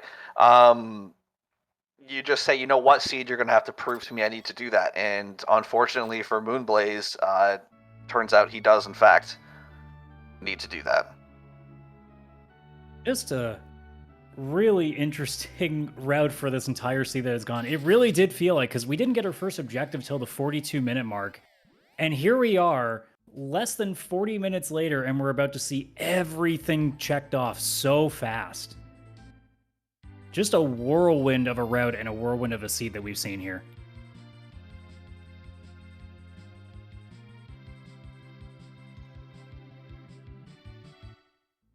We go Rhybon on his way to pick up his Lunar Whale, and will be going to take on the Murasame Altar and finish off his objectives for the seed. Moonblaze might still be able to get bailed out a little bit with an Earth Crystal here, but even then, if you pull the Earth Crystal, you're probably doing that before you talk yourself into going back to Baron. Yeah, this is not a great situation now for Moonblaze, and especially with Rhybon having the pass, like there's no real thing to keep Rhybon from getting to where he needs to be, because you got exits, you're covered on that. You've got easy access to Z fight, there's that. So like, and I already forget what the boss was at Murasame. Was it the officers, or am I mixing things up here? No, it wasn't the officers. They were in the cannon room, I believe. I'm trying to remember what this fight was. Oh, it was Val. Thank you, Beauty and Discovery. Yeah, there you go, Val. Yeah, I don't think that fight's really going to stop Rhybon at this point. So No. This is now just Rhybon's to lose in the Z fight, I would imagine, because Moonblaze is probably about to full clear the moon, or like pretty near close. The Val fight is a little bit slower than Rhybon would probably like it to be, just because her massive defense is going to make the Berserkers swing for a little bit less than what he would like. But she's not really dangerous to him in any way. He's just going to sit there and hack through the HP. This Yeah, this Ogo fight at the Ribbon Room already forced one reset out of Moonblaze. Ogo is rough at the most of the high end boss locations just because he has speed and HP based damage and punches relatively frequently. That's not a great combination. It's a lot of things you're asking your party to be able to handle at a high level all at the same time. we see now Rhybon setting up everything, getting at least that image on edge, getting some blinks done here to make this even less stressful. And yeah, Moonblaze doing the damage that needs to be done against Ogopogo. Seems to be cooperating a little bit more right now, so hopefully gets through that fight. But again, Rhybon just absolutely in the driver's seat now. Just has to finish this fight, and then it's go time to get to that Z fight. So we'll see if Val just makes it slightly irritating with that weak spell, but I don't think it's going to be fast enough to really put Rhybon in too big an issue. No. Really, the only challenge left for Rhybon is the Z fight itself. And he is going to be in a little bit of a weird spot. The Porum does not have a lot of HP. She's not going to easily survive unnerfed Big Bangs, which puts the onus on him to either keep somebody unzerked, which nerfs his damage, or forces him to make sure that he's timing Big Bang nerfs properly, which is tricky when you have Berserkers on the field. It definitely adds, a couple of wrinkles to potentially shaky hands in a race where you don't really want any of that stuff. So certainly very, very doable, but definitely gonna require some serious effort on Rhybon's part. Yeah, but at the very least, with Moonblaze now, and a CPU at White Altar, that just makes that more fun. Rhybon does at least have some time to work with now. And as we just mentioned about the HP levels, well, there's a King Ryu grind that might help a little bit too in getting that HP up. Yeah, really heads up. You don't really see many people grind in this fight, but this is a floor that has you see people grind in this fight all the time. Grind on this floor for this fight. So yeah, heads up play, good game knowledge so that he can just pop the siren right here. So you're just going to get some extra levels on there. Try to at least to give Porum a fighting chance unless you get a really bad roll. Because, you're not going to get Porum up to, that 2200 range. So you're really just going to be hoping for, just not an ugly roll off of a Big Bang.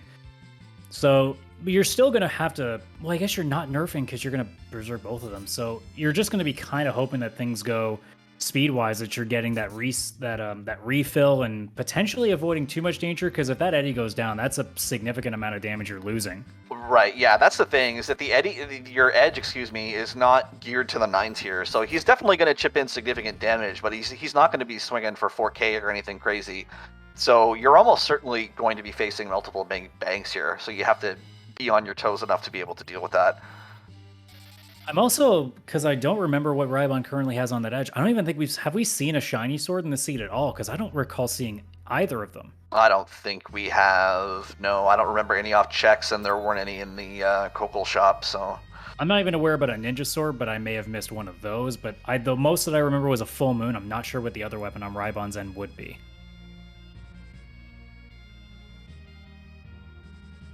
So either way, you're not looking at the kind of damage that you would love to have in this fight, but again, we're talking about runners that have a lot of experience in these kinds of situations, so they'll make the adjustments that they need to. All right, Rhybon flying the whale to Troya directly, which means what? Well, I'm starting to see some Z flags in chat, so I feel like there must be something, unless they're just telling me to go to sleep, in which case I have no problem with that. That sounds like a pretty good deal for me. But I do believe that there is a question attached to these flags, so I don't know if you remember what that question is, because sometimes it comes and goes with me. I forget it once in a blue moon. I think, if I can recall correctly, it's something along the lines of, whose butt are we gonna kick tonight? And is it wearing a hat? Second most important question.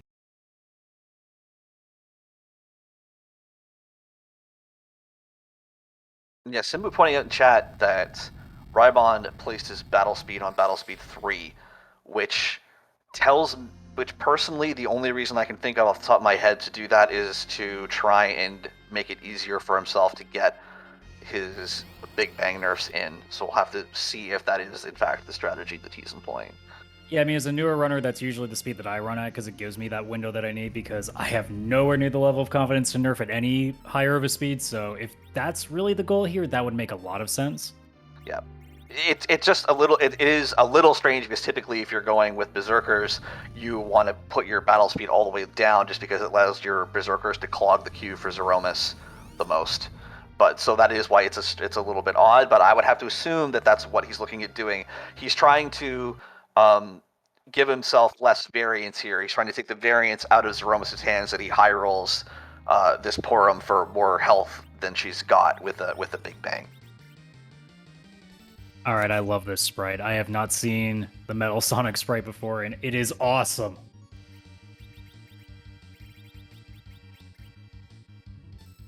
I'm almost sad that we have to defeat it now. I want to keep it on the screen. Okay, Earth Crystal for Moonblaze off the Masamune altar. This is the best shot Moonblaze has got to ditch the moon and do what he needs to do. But doesn't look like it. Looks like gonna check that crystal sword, so. Yeah. And yeah, Eddie eats the counter nuke, exactly not who you want to do that. That is really going to slow your damage down here to get started, not what you're looking at. Like, there's a really good chance that counter nuke means you're eating one more Big Bang than you were really planning on.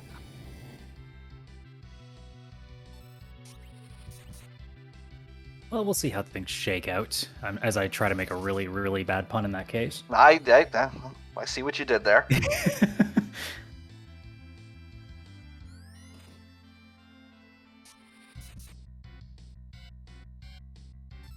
Alright, the wine is down, the two Zerkers are going, and now we'll have to see what Rhybon's plans are. And he is over the item menu, so I don't see why you wouldn't be here if you're not planning on trying to get a nerf off here. Yeah, probably looking at, again, like, you are looking at two characters that one really bad roll in an unnerfed BB is just going to decimate your entire run here, so it makes sense that that's what your goal is.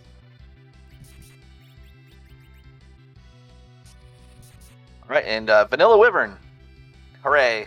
Not actually one of the better spots for it, as long as you can survive the initial Mega Nuke. The spot doesn't have a ton of magic defense for the following nuke parade. I just love the fact that we've had such a whirlwind of a seed, and we finally have our first taste of vanilla here, like an hour and a half in, and it's, of course, it's a Wyvern of all things.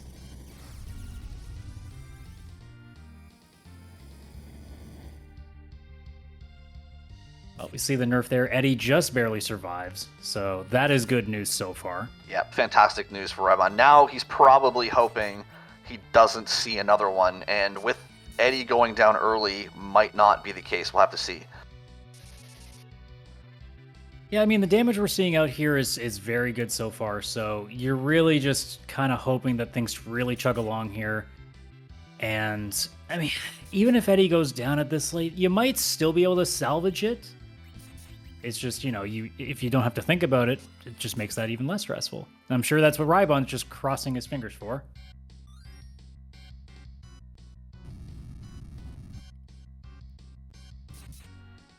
And yeah, the big problem here is that if you're going to do another nerf, which this timing is sketchy here. He's going for it, using it, getting another crystal use, definitely going for it. If this counter nuke doesn't hit the walled Porum, this can get very messy very quickly. Ooh, and the seed continues its generosity, gets the nuke, or gets the reflect, so that is very good news. And assuming that's a nerf, that is the best of news. Yeah, that was quite late after the shake. That should be good. So at this point, Rhybon looks to be in a pretty good spot. You're still rolling. Haven't had any sort of problems. Yep, there's the rocks. So that, while you're losing, oh, well, that's still kind of annoying. Eddie doesn't dodge. Edge probably has enough. Ooh. But it was a little bit of a sweaty run, but Yeah, that is it. GG's to Rhybon. That was definitely a little bit clenchy there at the end, but GG's set his fight up properly, got through it, and takes the first win in this best of 3 set. Yeah, and that last counter nuke reflect was just super key on that.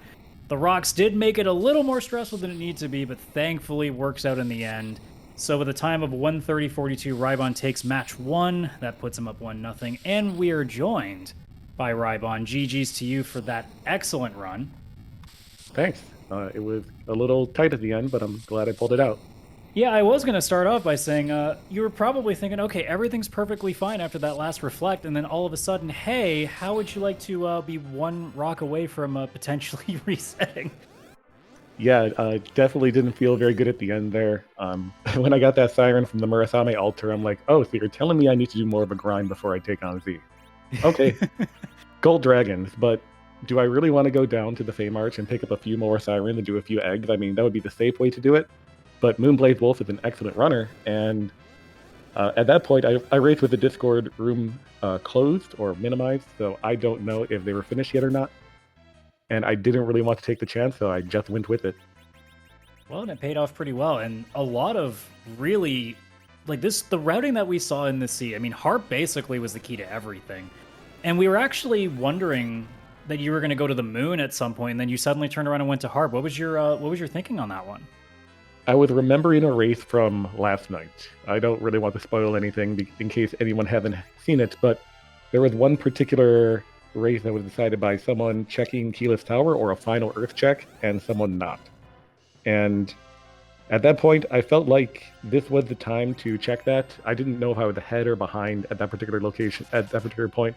I felt a little behind because I got through that Rubicon pretty slow, but I had all 3 of my characters magnetized, so I figured, well, if I'm ever going to check Magnes, it's going to be now. Plus, I'm being restreamed, and people love music, so yeah, let's go check Magnes. Yeah, that was basically the question I wanted to ask, but I'm going to a little bit further. So you said you checked it because it was your last check on Earth. Is that something? I know you mentioned it was in relation to a race last night, but usually is that something that's in your mind in terms of clearing out the blue planet before you go to the moon, or was that sort of a seat of your pants for this particular seed sort of thing? More of a seat of my pants and learn from a different race that I had recently watched. Normally, I will head to the moon a little earlier, I think, mainly because there's a ton of XP up there. You can definitely benefit from all the experience up there, and I mean, I definitely would have on that Z fight, for example. So I didn't have much of a grind there. You get like tons of key item checks out of the moon. I believe 7 key item checks from the LST and from Cave Bahamut versus that 1 check at Magnes. But that 1 check at Magnes, you always wonder when you're up there on the moon, what did I fade? Was it a good fade? Was it a bad fade? And sometimes you just want that peace of mind. Yeah, which is interesting because there were so many things you potentially could have faded. Obviously, like I said, Harp, Keyless Tower was also one that you decided to go to. Was that a case too of just going, maybe I should just take a crack at this before I really dive out to everything else, or was it the same kind of deal where it was just I've seen races where, that was kind of the difference? Was it a similar situation? Keyless Tower, I think I only had 2 checks left. I had Keyless Tower and Cave Magnes at that point. Ended up being the Hook, which let me turn into Rat Tail, which ended up being Baron, I believe. Or no. That was off Magnus. Yeah. Darkness Crystal, I think, was your Keyless Tower, right? Oh, yeah. Right. Darkness Crystal was at the top, so I had to do one of the 2. And yeah, that Darkness Crystal almost led me astray, apparently. Well, that was the thing. We were just devising all the weird things that possibly could have happened with that Keyless Tower check, and we thought Darkness Crystal was like a bad case, and all of a sudden, like we said, you suddenly just did that U-turn and went right to the Harp, and it paid off. So that ended up being a remarkably great call.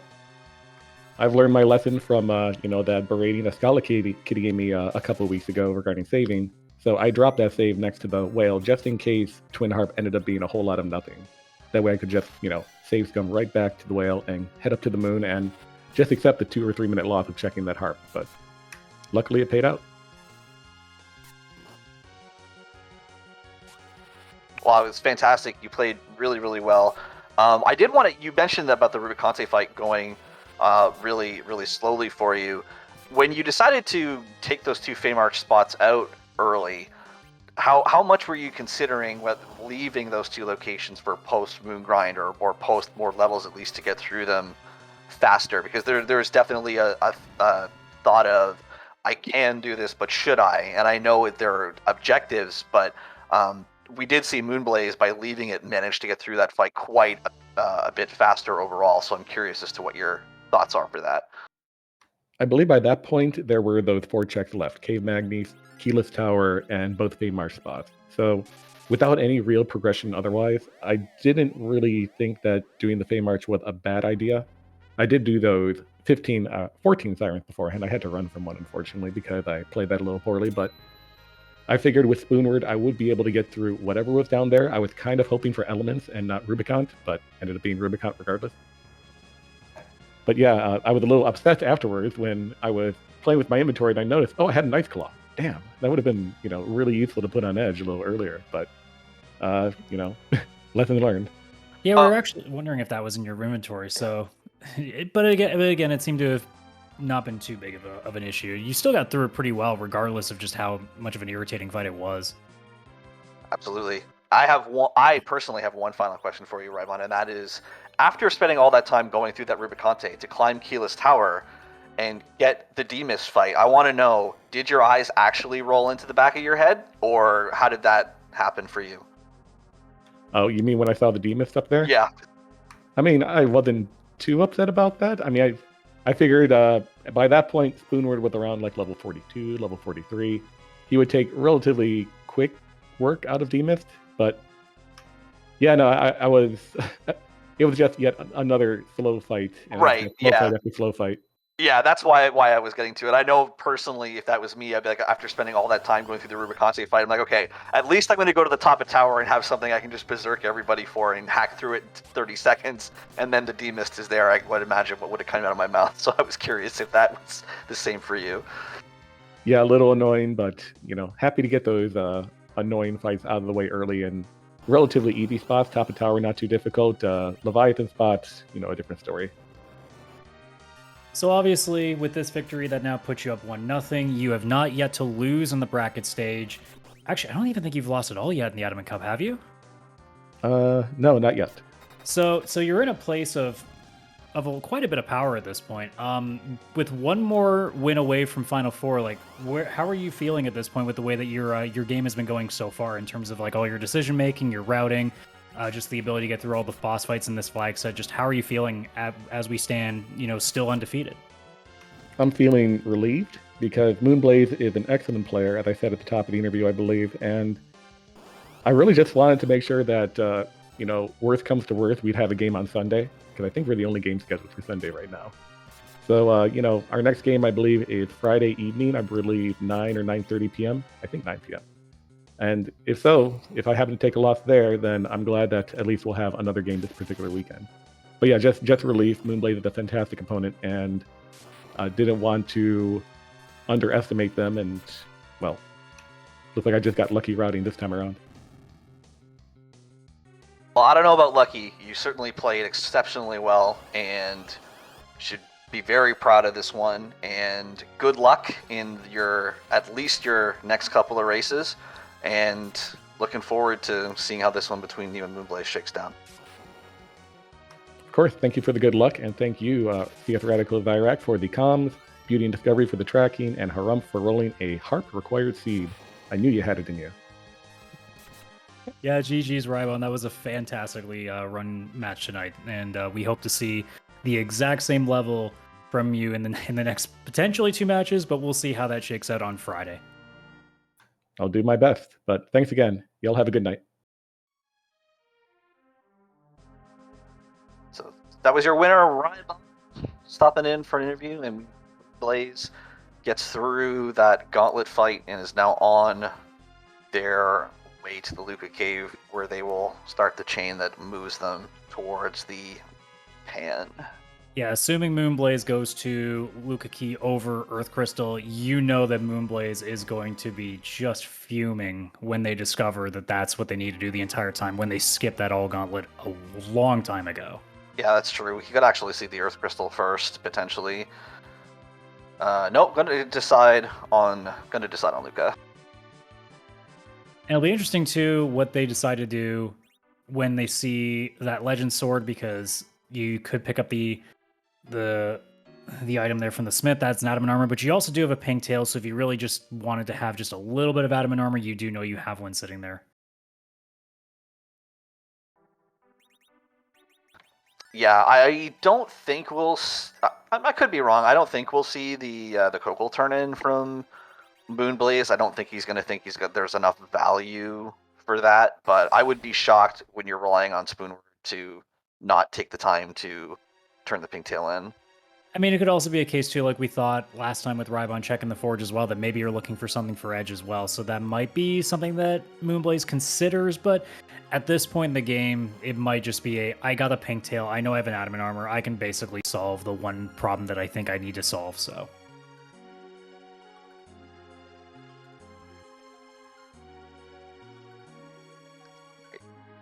Heading down here, there's nothing left in the pool really that should be scaring Moonblaze, so we may not even see another save until the Z fight, at least from them.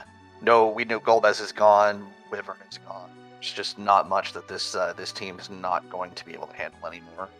Yeah, I mean, we know it's basically a free fight with the officers, I believe, but regardless, you're just looking at all the things that you've dealt with, and you're thinking, I don't think at this juncture with the levels that I'm at that anything's really going to bother me at this point. There might be a couple of things that might irritate me, although I don't even think the irritating things are on the map anymore because things like CPU are gone. So, yeah, I think you're right in that, like, there really just isn't much else for Moonblaze to worry about, but still does the safety save anyway, just in case. A good habit, for a couple of seconds. I've definitely been in races where somebody's forfeited, 20 minutes in or something, and was like, oh yeah, apparently I had never saved yet and took a wipe. Like, oh, okay. So nothing wrong with taking a safety save here and there. Yeah, I was wrong. It was Plague. Well, either way, that's still not going to be that much of a worry, given I'm pretty sure you can do enough damage before that timer runs out anyway. Yeah, the full moon edge in particular is going to make very short work of this.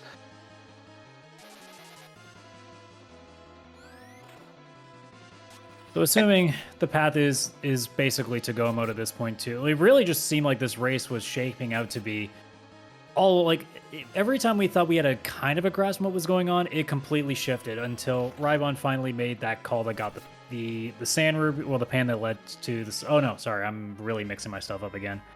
But just everything kind of working out in Rhybon's side. Moonblaze, you really can't fall for at this point. In the same way that we were thinking Rhybon might have checked the moon because it was 6 checks, Moonblaze did basically the same thing, just because they decided to fade that all gauntlet.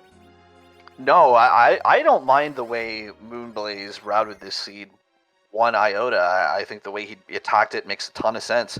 We had 2 really big decision points. There was the one point where, unless you wanted to try to force yourself into something that was really above the means for your party to be able to handle at the time, you had Cave Magnus and Ordeals as the 2 spots that were open, and we saw both of these runners opt to check different ones first.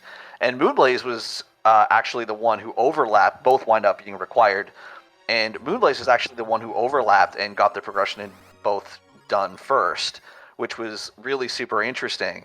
But then Rhybon just made that play to the Twin Harp, decided I don't want to leave that before I go to the moon. It worked out for him. And Moonblaze, when he was in that exact same position of really only having 1 check left on Earth, that barren throne, decided to fade it in favor of the moon. And unfortunately, that just didn't turn out to be the correct decision. Yeah, you really wonder how this race could have shaped had he not skipped that fight, or at least like made a run of it. I'm not sure how that one would have gone. I'm assuming it probably would have gone relatively similar, because I think the Mute Knife was also in Moonblaze's possession, so...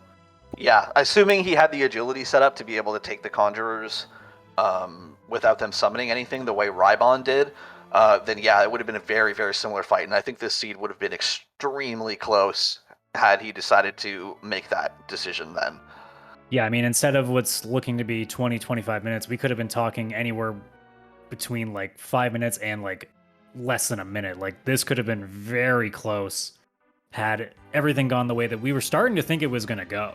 Yeah, it was so strange with this seed that we had that one Ordeal's Twin Heart point, but apart from that, it was a fairly straightforward, somewhat linear seed to that point, right up until about an hour 10, and then at an hour 10, just everything happened all at once. It was crazy. It just everyone was diverging all of a sudden and finding everything in different locations, and it just got nuts all of a sudden.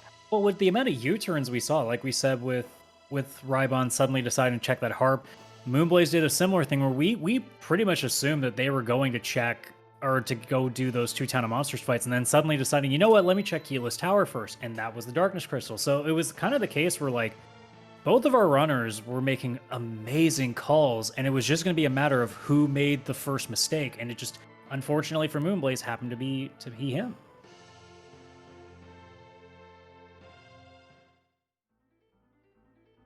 All right, so we have the Sheila turn in. I have to imagine this would be Tower from here. Tower is just a much faster check on average than Zod. I have to imagine you're leaving Zod for the last thing in the seat at this point.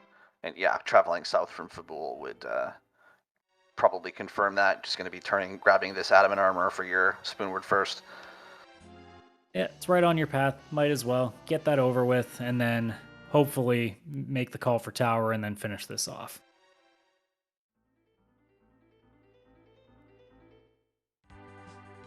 Man, oh man, has this been a fun seed to watch. It's not the joke seed that I come to really enjoy being behind the booth, but in terms of just the whirlwind, this was a lot of fun to watch because at no point up until Rhybon finally made that call and got the Sand Ruby that suddenly things turned around. Like this was just an absolute pleasure to watch in the background, knowing that I would be stressing so much if this was me. Yeah, I mean, I've been racing for a long time, and even for me, these seeds where there's just a whole lot of nothing going on, and then all of a sudden everything is happening, is very much like you're just paralyzed, for lack of a better word for it. Like you're just the decision of choice that you're faced with all of a sudden, and yeah, it could be very, very overwhelming. The only sort of saving grace to the seed is that it did give you a lot of powerful tools, especially compared to what you could normally get out of this particular flag loot chest setup. Yeah, the early game was very considerate. The fact that we didn't even see either of our runners even check Eblin Castle shows you just how generous the seed actually was. We don't see a castle, we don't see a treasury, and still we feel like, aside from Edge getting some decent shiny swords, like realistically, this seed was very, very generous in what it gave our runners here. Yeah, absolutely. And even for Edge, even without the really big sticks for him, it gave you all the sort of auxiliary stuff you want. It gave you a bunch of claws, it gave you the mute knife, everything to make Edge as useful as he possibly can be without having the Hanzo steel in tow. Yeah, you don't have power overwhelming, but you have all the items you need to deal with like elemental bonuses. Like Edge was using cheat codes the entire time with all the extra bonuses that he was getting instead of just, going for the usual JRPG runner method, which is just literally overwhelm every boss with so many levels that you shouldn't even be having at that point, or so much attack power that you shouldn't have at that point. All right, and we have the Tower Room explosions. Moonblaze will pick up the Sand Ruby on their way down from here, and then we'll have a very, very quick Z fight on tap for him. Rosa, unlike Rhybon's Porum, Rosa is in no danger of, or very little danger anyway, of getting Big Bang down here, so this should just be Zerk and go, and be about as straightforward as Zeromus gets for him. Absolutely. So we probably won't see the real tight clenching that we saw with Rhybon's end with that last little bit of rocks here, but we'll see if anything happens to throw a wrench in things. But I think you're right in that this is going to be, I mean, not necessarily like coasting, but it's going to be relatively smooth, I would imagine.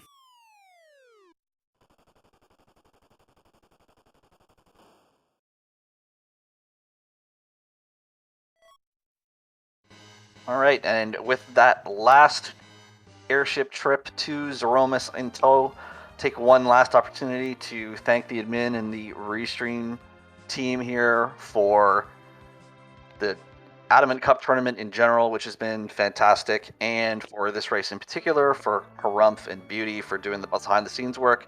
And thanks for joining me today. Radical in the booth. I had fun. Yeah, it's been a fantastic seed. Every time I commentate a seed, I keep thinking, man, like I had such a great time. Clearly, I can't have a much better seed. And then this seed happens. I go, well, the bar just keeps going up, and to be able to have a chance to learn so much, especially as a newer runner, to be able to talk with obviously players like you and many of the other people I've had in the booth with me to learn a bunch of stuff. Even as a newer runner, it's great. And then obviously the entertainment values from some of these seeds that we get to see are just off the charts. I can't imagine not watching any seed or especially getting to commentate in the booth and not just having a blast. So I hope everybody in chat's having the same watching this race. It has been just a tremendous amount of fun. Don't worry, we'll get you doing Kata light seeds in no time. No time. I mean, I was still working on potentially trying a much harder seed than ladder going forward, but I guess if you got to force one of those on me, I guess I'll try once in a while. I'm very afraid though, because I know what you guys can make. So there's lots of stuff to love about Free Enterprise, but I think personally my favorite is I think that Free Enterprise is a fantastic exercise of resource management, and the harder setting of seeds really puts you to the test in terms of what you're capable of doing with very little given to you, and you need a certain mindset for that maybe but I find that fascinating and fun for myself. So anybody out there who thinks that would be fun for them, that's definitely an option for you too. But you can't fault me for also sitting there being like, yeah, but SMS with 99 excals to throw is pretty fun too. Oh, hey, you're talking to the guy who in ZZ2 literally spent like 2 minutes giving Cecil literally best in slot equipment so that we could watch him swing for 8K on a boss. Like, don't get me wrong, power overwhelming is really fun. So, as we finally get to our last Z fight, Metal Sonic Part 2, we are going to probably finish in just shy of 2 hours here, of just an absolute joy to watch. And if we do get an interview with Moonblaze, we'll get to ask about all the fun that the seed has gone.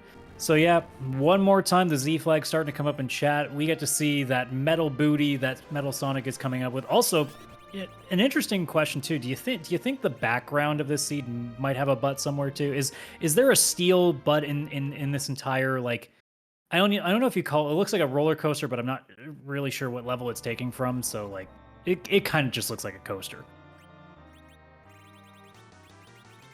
Yeah, potentially. Is it polished from sliding on it? Maybe.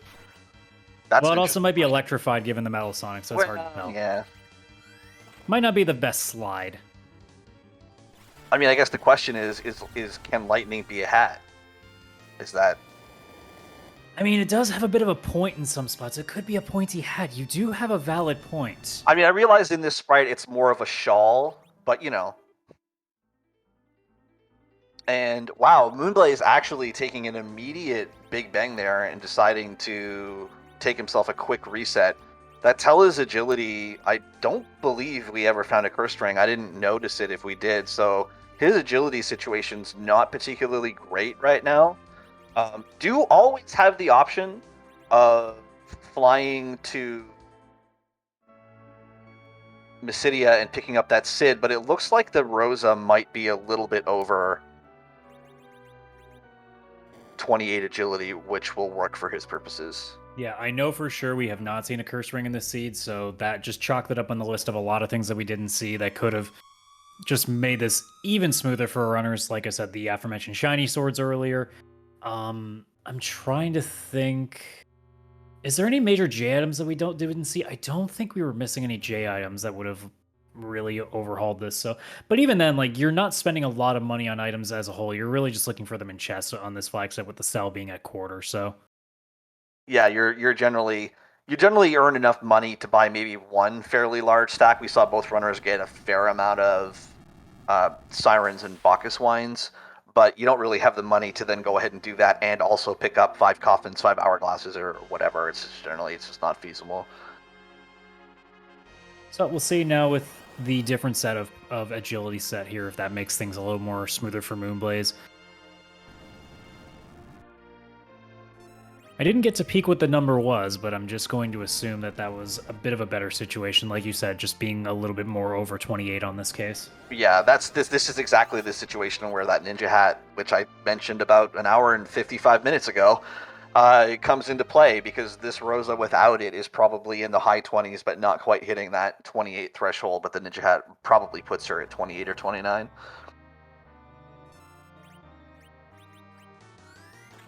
But the Bogus Wines go out. We will soon see that Crystal go down, or Silk Web, I would imagine, actually would be first, so...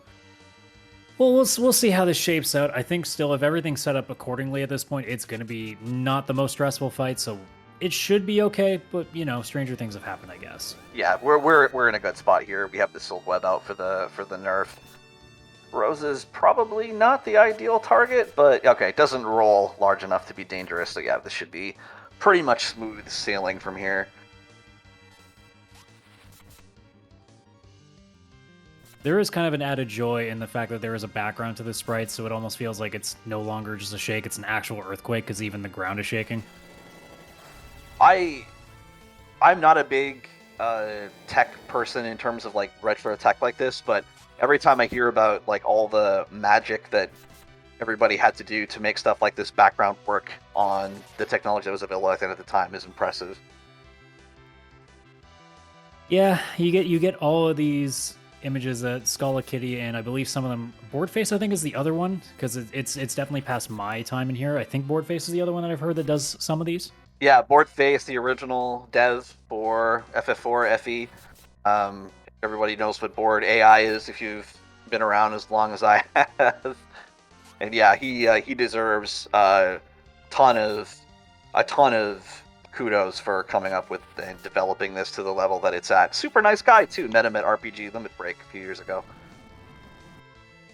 I think it's funny how like so much of Free Enterprise is just such a blast for anyone who's been playing Final Fantasy IV a lot as like a kid or even as an adult. I really do feel like, though, my favorite thing every time is seeing these sprites, because you never know what you're going to get, and there are just some that you just cannot help but burst out laughing.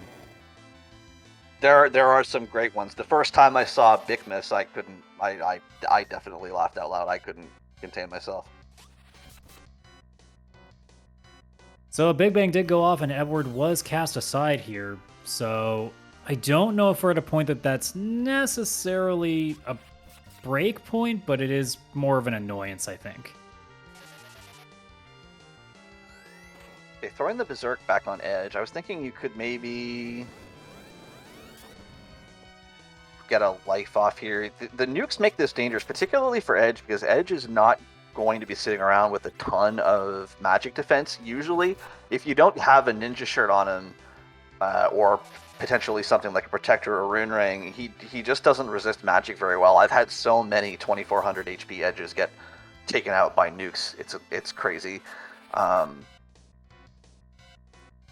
it looks like we're resigned, at least for this Big Bang set, to just sit on the Edge. When the next Big Bang goes off, okay, we're at rocks, never mind. Yeah, Edge and Rosa are just gonna take this home from here. And now you just go for violence with a nice white spell and go, you know what? No, I'm not even waiting for Edge to finish this. We're just going big.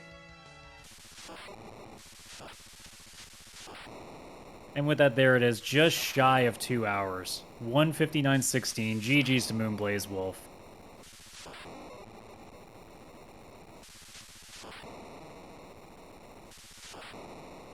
What a seed, though. Yeah, GG's to Moonblaze. Just a little bit unfortunate, you know. And speaking of, there he is. GG's Moonblaze. Hey, thanks. Sorry to keep everybody waiting. I mean, we were starting to get the feeling with the way the seed was kind of shaping up that it might have been that regardless of choice, but all of a sudden things kind of turned around, which unfortunately for you didn't work out because the moon was mostly a waste, so it's kind of unfortunate. But, I mean, otherwise, like, regardless of what happened, how are you just feeling overall about the seed that we just had? I mean, I feel great about the first probably hour or so. It's going to be really interesting to watch it back. I just kind of wanted to play very aggressively with maybe doing a check or two early that I thought Rhybon might fade a little bit longer. and the twin harp was perfect. It worked out really well, and I kind of felt like I was off to the races that way. Unfortunately, my theory of the case for this flag set is always just kind of been that the moon is required beyond objectives, and in this case it absolutely was not. So there you go. Yeah, so I guess that what you just said there answers the one question I had. Is we were essentially at a point where you were mostly forced to either twin harp or ordeals, and you opted to do twin harp first while Rhybon did ordeals first, and I'm assuming that's because of what you just said, that you wanted to do something that you thought he wouldn't do. Yeah, I mean, I knew ordeals wasn't super high on my priority list because I knew I wasn't going to demachine anyway. Finding edge that early, you're not going to demachine anymore in seeds like that. So I had just walked down to the Fey March. All my party had 1 hit point, and I was like, sure, let's go ahead and check out this twin harp and see how it turns out. And it was definitely boosted me into the Rosa to another item shop that was pretty useful to find those Bacchus wines earlier on. So I'll be kind of curious to see when Rhybon got to that in the grand scheme of things. But yeah, it absolutely felt like the right play to make, and it paid out. So whenever you do something like that as a runner, especially when you feel like you're kind of the underdog like I did, it makes you feel really good early on. So yeah, and it's not even, harp wasn't even the only aggressive play that ended up paying off for you. We actually considered when you were going back underground that you were going to probably do your 2 objectives in the Town of Monsters first, but instead you went to Keyless Tower, which ended up being a very smart check because not long before you did that, we already discovered that the Darkness Crystal was hiding there. So what was your reasoning for hitting that before the Town of Monster checks? I just didn't feel comfortable doing either of those boss fights until a little bit later on, and I didn't want to waste time with tricky fights. I felt pretty good kind of clearing those mid-game checks after doing that first round of Sirens and getting up to, like maybe 1,800 hit points on Edge and 1,300 on Rosa. So I was trying to keep the pan in front of me so that I didn't have to double dip the Sylph Cave, which turned out that didn't really work out, but I mean, I guess it could have worked out depending on how things went beyond that. But yeah, I kind of wanted to do that stuff last if at all possible, and if the Darkness Crystal was there, so be it. But I kind of wanted to get up to the moon, have some more grind options, and hopefully find like some Hourglass 2s or something like that to do a good efficient grind, like some Gold Dragons or something. So I loved your decision to ditch the moon after the Murasame altar and come back down to Earth. At the time, I think the only check you had left was that what wound up being the required Odin basement before you went back up. Was that a case of, I think that fight's going to be slow and the seed's just going to have to prove to me that I need to do that? Was that why you decided not to clear that out before you headed back up? Yeah, I mean, I think it was one of those things where, so the flip side of doing stuff like the Twin Harp super aggressively is you do kind of have to decide to fade something else a little bit later on, because surely all of those things can't pay off. So yeah, saw that alt gauntlet, decided, nope, I'm just going to leave that for now, and hope it's not required. And if it is required, hopefully Rhybon will also fade it, because, in my head, it was a pretty scary fight. Now, when I actually went and did it, I was, I guess at the time, unpleasantly surprised with how easy it was with a Mute Knife back road edge, but in the moment, it still felt like the right call, and I still think it was a good call to fade it. It just didn't really work out. No, I certainly can't fault you for it whatsoever, because I completely agree with you. It's very hard to win a seed 28 out of 28ing or 17 out of 17ing it, and if you if you clear that out before you go to the moon and it's not required, you're almost resigning yourself to doing it at that point. So I totally get that. I agree with you. It just unfortunately didn't turn out to be correct in this particular case. Yeah, and when you have an item like the pan, you have to kind of have in the back of your mind, like, there's a decent chance the Sand Ruby could just be behind that too. So, like, really, you're just, in your head, you're kind of just looking for one item, and that was true in this case. It just wasn't where I thought it was going to be, so... So with this loss, that's your first loss at the bracket stage. So you may be one loss away from being eliminated, but at the same time, I get the sense, and you can tell me if I'm wrong at the end of this question, but I get the sense that you're not really that swayed by this loss, even with the near half-hour gap. I think it just was a matter of you played everything the way that you intended to. It just wasn't the right guessing. So am I right in assuming that? Yeah, I think that's fair. My goal coming into the event was to make the quarterfinals, so in a way I'm pretty happy no matter what happens this round. I definitely feel like the underdog in this round. Like I said as well, Rhybon's just an incredible player, and I think if you look at the matches he's had and the people he's had to face and how he's done versus me, I definitely think that he compares very favorably.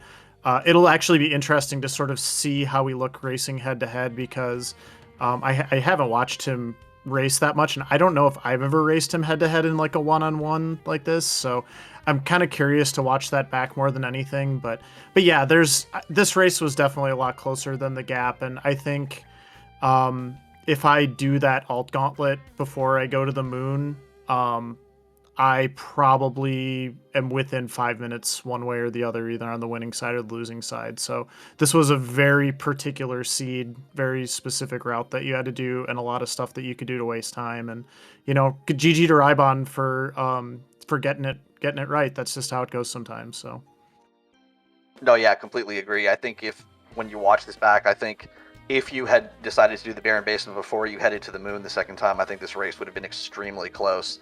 Rhybon would have been slightly ahead of you in terms of the chain of things, but you had just gotten through, for instance, the Feymarch fights much faster than he did by taking them later. So I think this race would have been extremely close. So yeah, definitely nothing to be disappointed about here from your end.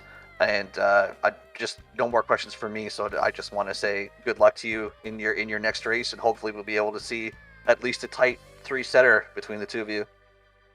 hey, thanks. Yeah, our game 2 is going to be Friday night at 9 p.m. Eastern. So hopefully, folks will be able to come and check that out. And I hope it's a closer race, at least on paper, because I think, like I said, when that divergence happened, I'm going to be really curious to sort of see how everything was, and then just not really worry about what happened after that. But it was a lot of fun, and I feel pretty good about most of the things I did. So. Absolutely. Well, yeah, just like Zyre said, GG's for a fantastic race, and we can't wait to see how Friday's race goes, and hopefully get to see a final game 3 in this matchup as well. Hey, thanks, and thanks for coming out and volunteering tonight. Really appreciate it. Anytime. We had a blast.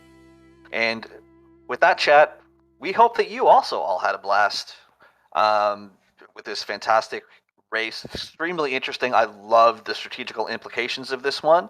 But yeah, anything further radical about the race today? If any of their other races are like this, I cannot wait to see what Friday has in store, because both runners implemented a fantastic level of routing, level of skill. It just came down to, like I said earlier in our commentary, it was just going to come down to who made that first mistake. And even if it wasn't who made a mistake, it was just the little things. So it really just did pay off that Rhybon made that one just not fade, I guess, and it just ended up working in the end. This race was not nearly as bad as the gap suggests. This was a very tight race if you don't look at that near 30-minute gap. Yeah, absolutely. Definitely a race where the end times don't tell a full story, for sure. And with that, we will say good evening to everybody here today. Be sure to keep checking in on RPG Limit Break and the Free Enterprise channels. We have one race going on tomorrow at 7 p.m. on RPG Limit Break between Dusty Griff and Martin Broadcloak, which that is going to be an excellent one. Can't wait to see that one. And for us, we will be heading over to Dr. Kosek, who is doing a Fuorio ladder race. Just a reminder, everybody, to not spoil anything from the race or the seed itself if it's an async. And I hope everyone has a pleasant evening, and we see you at the next race.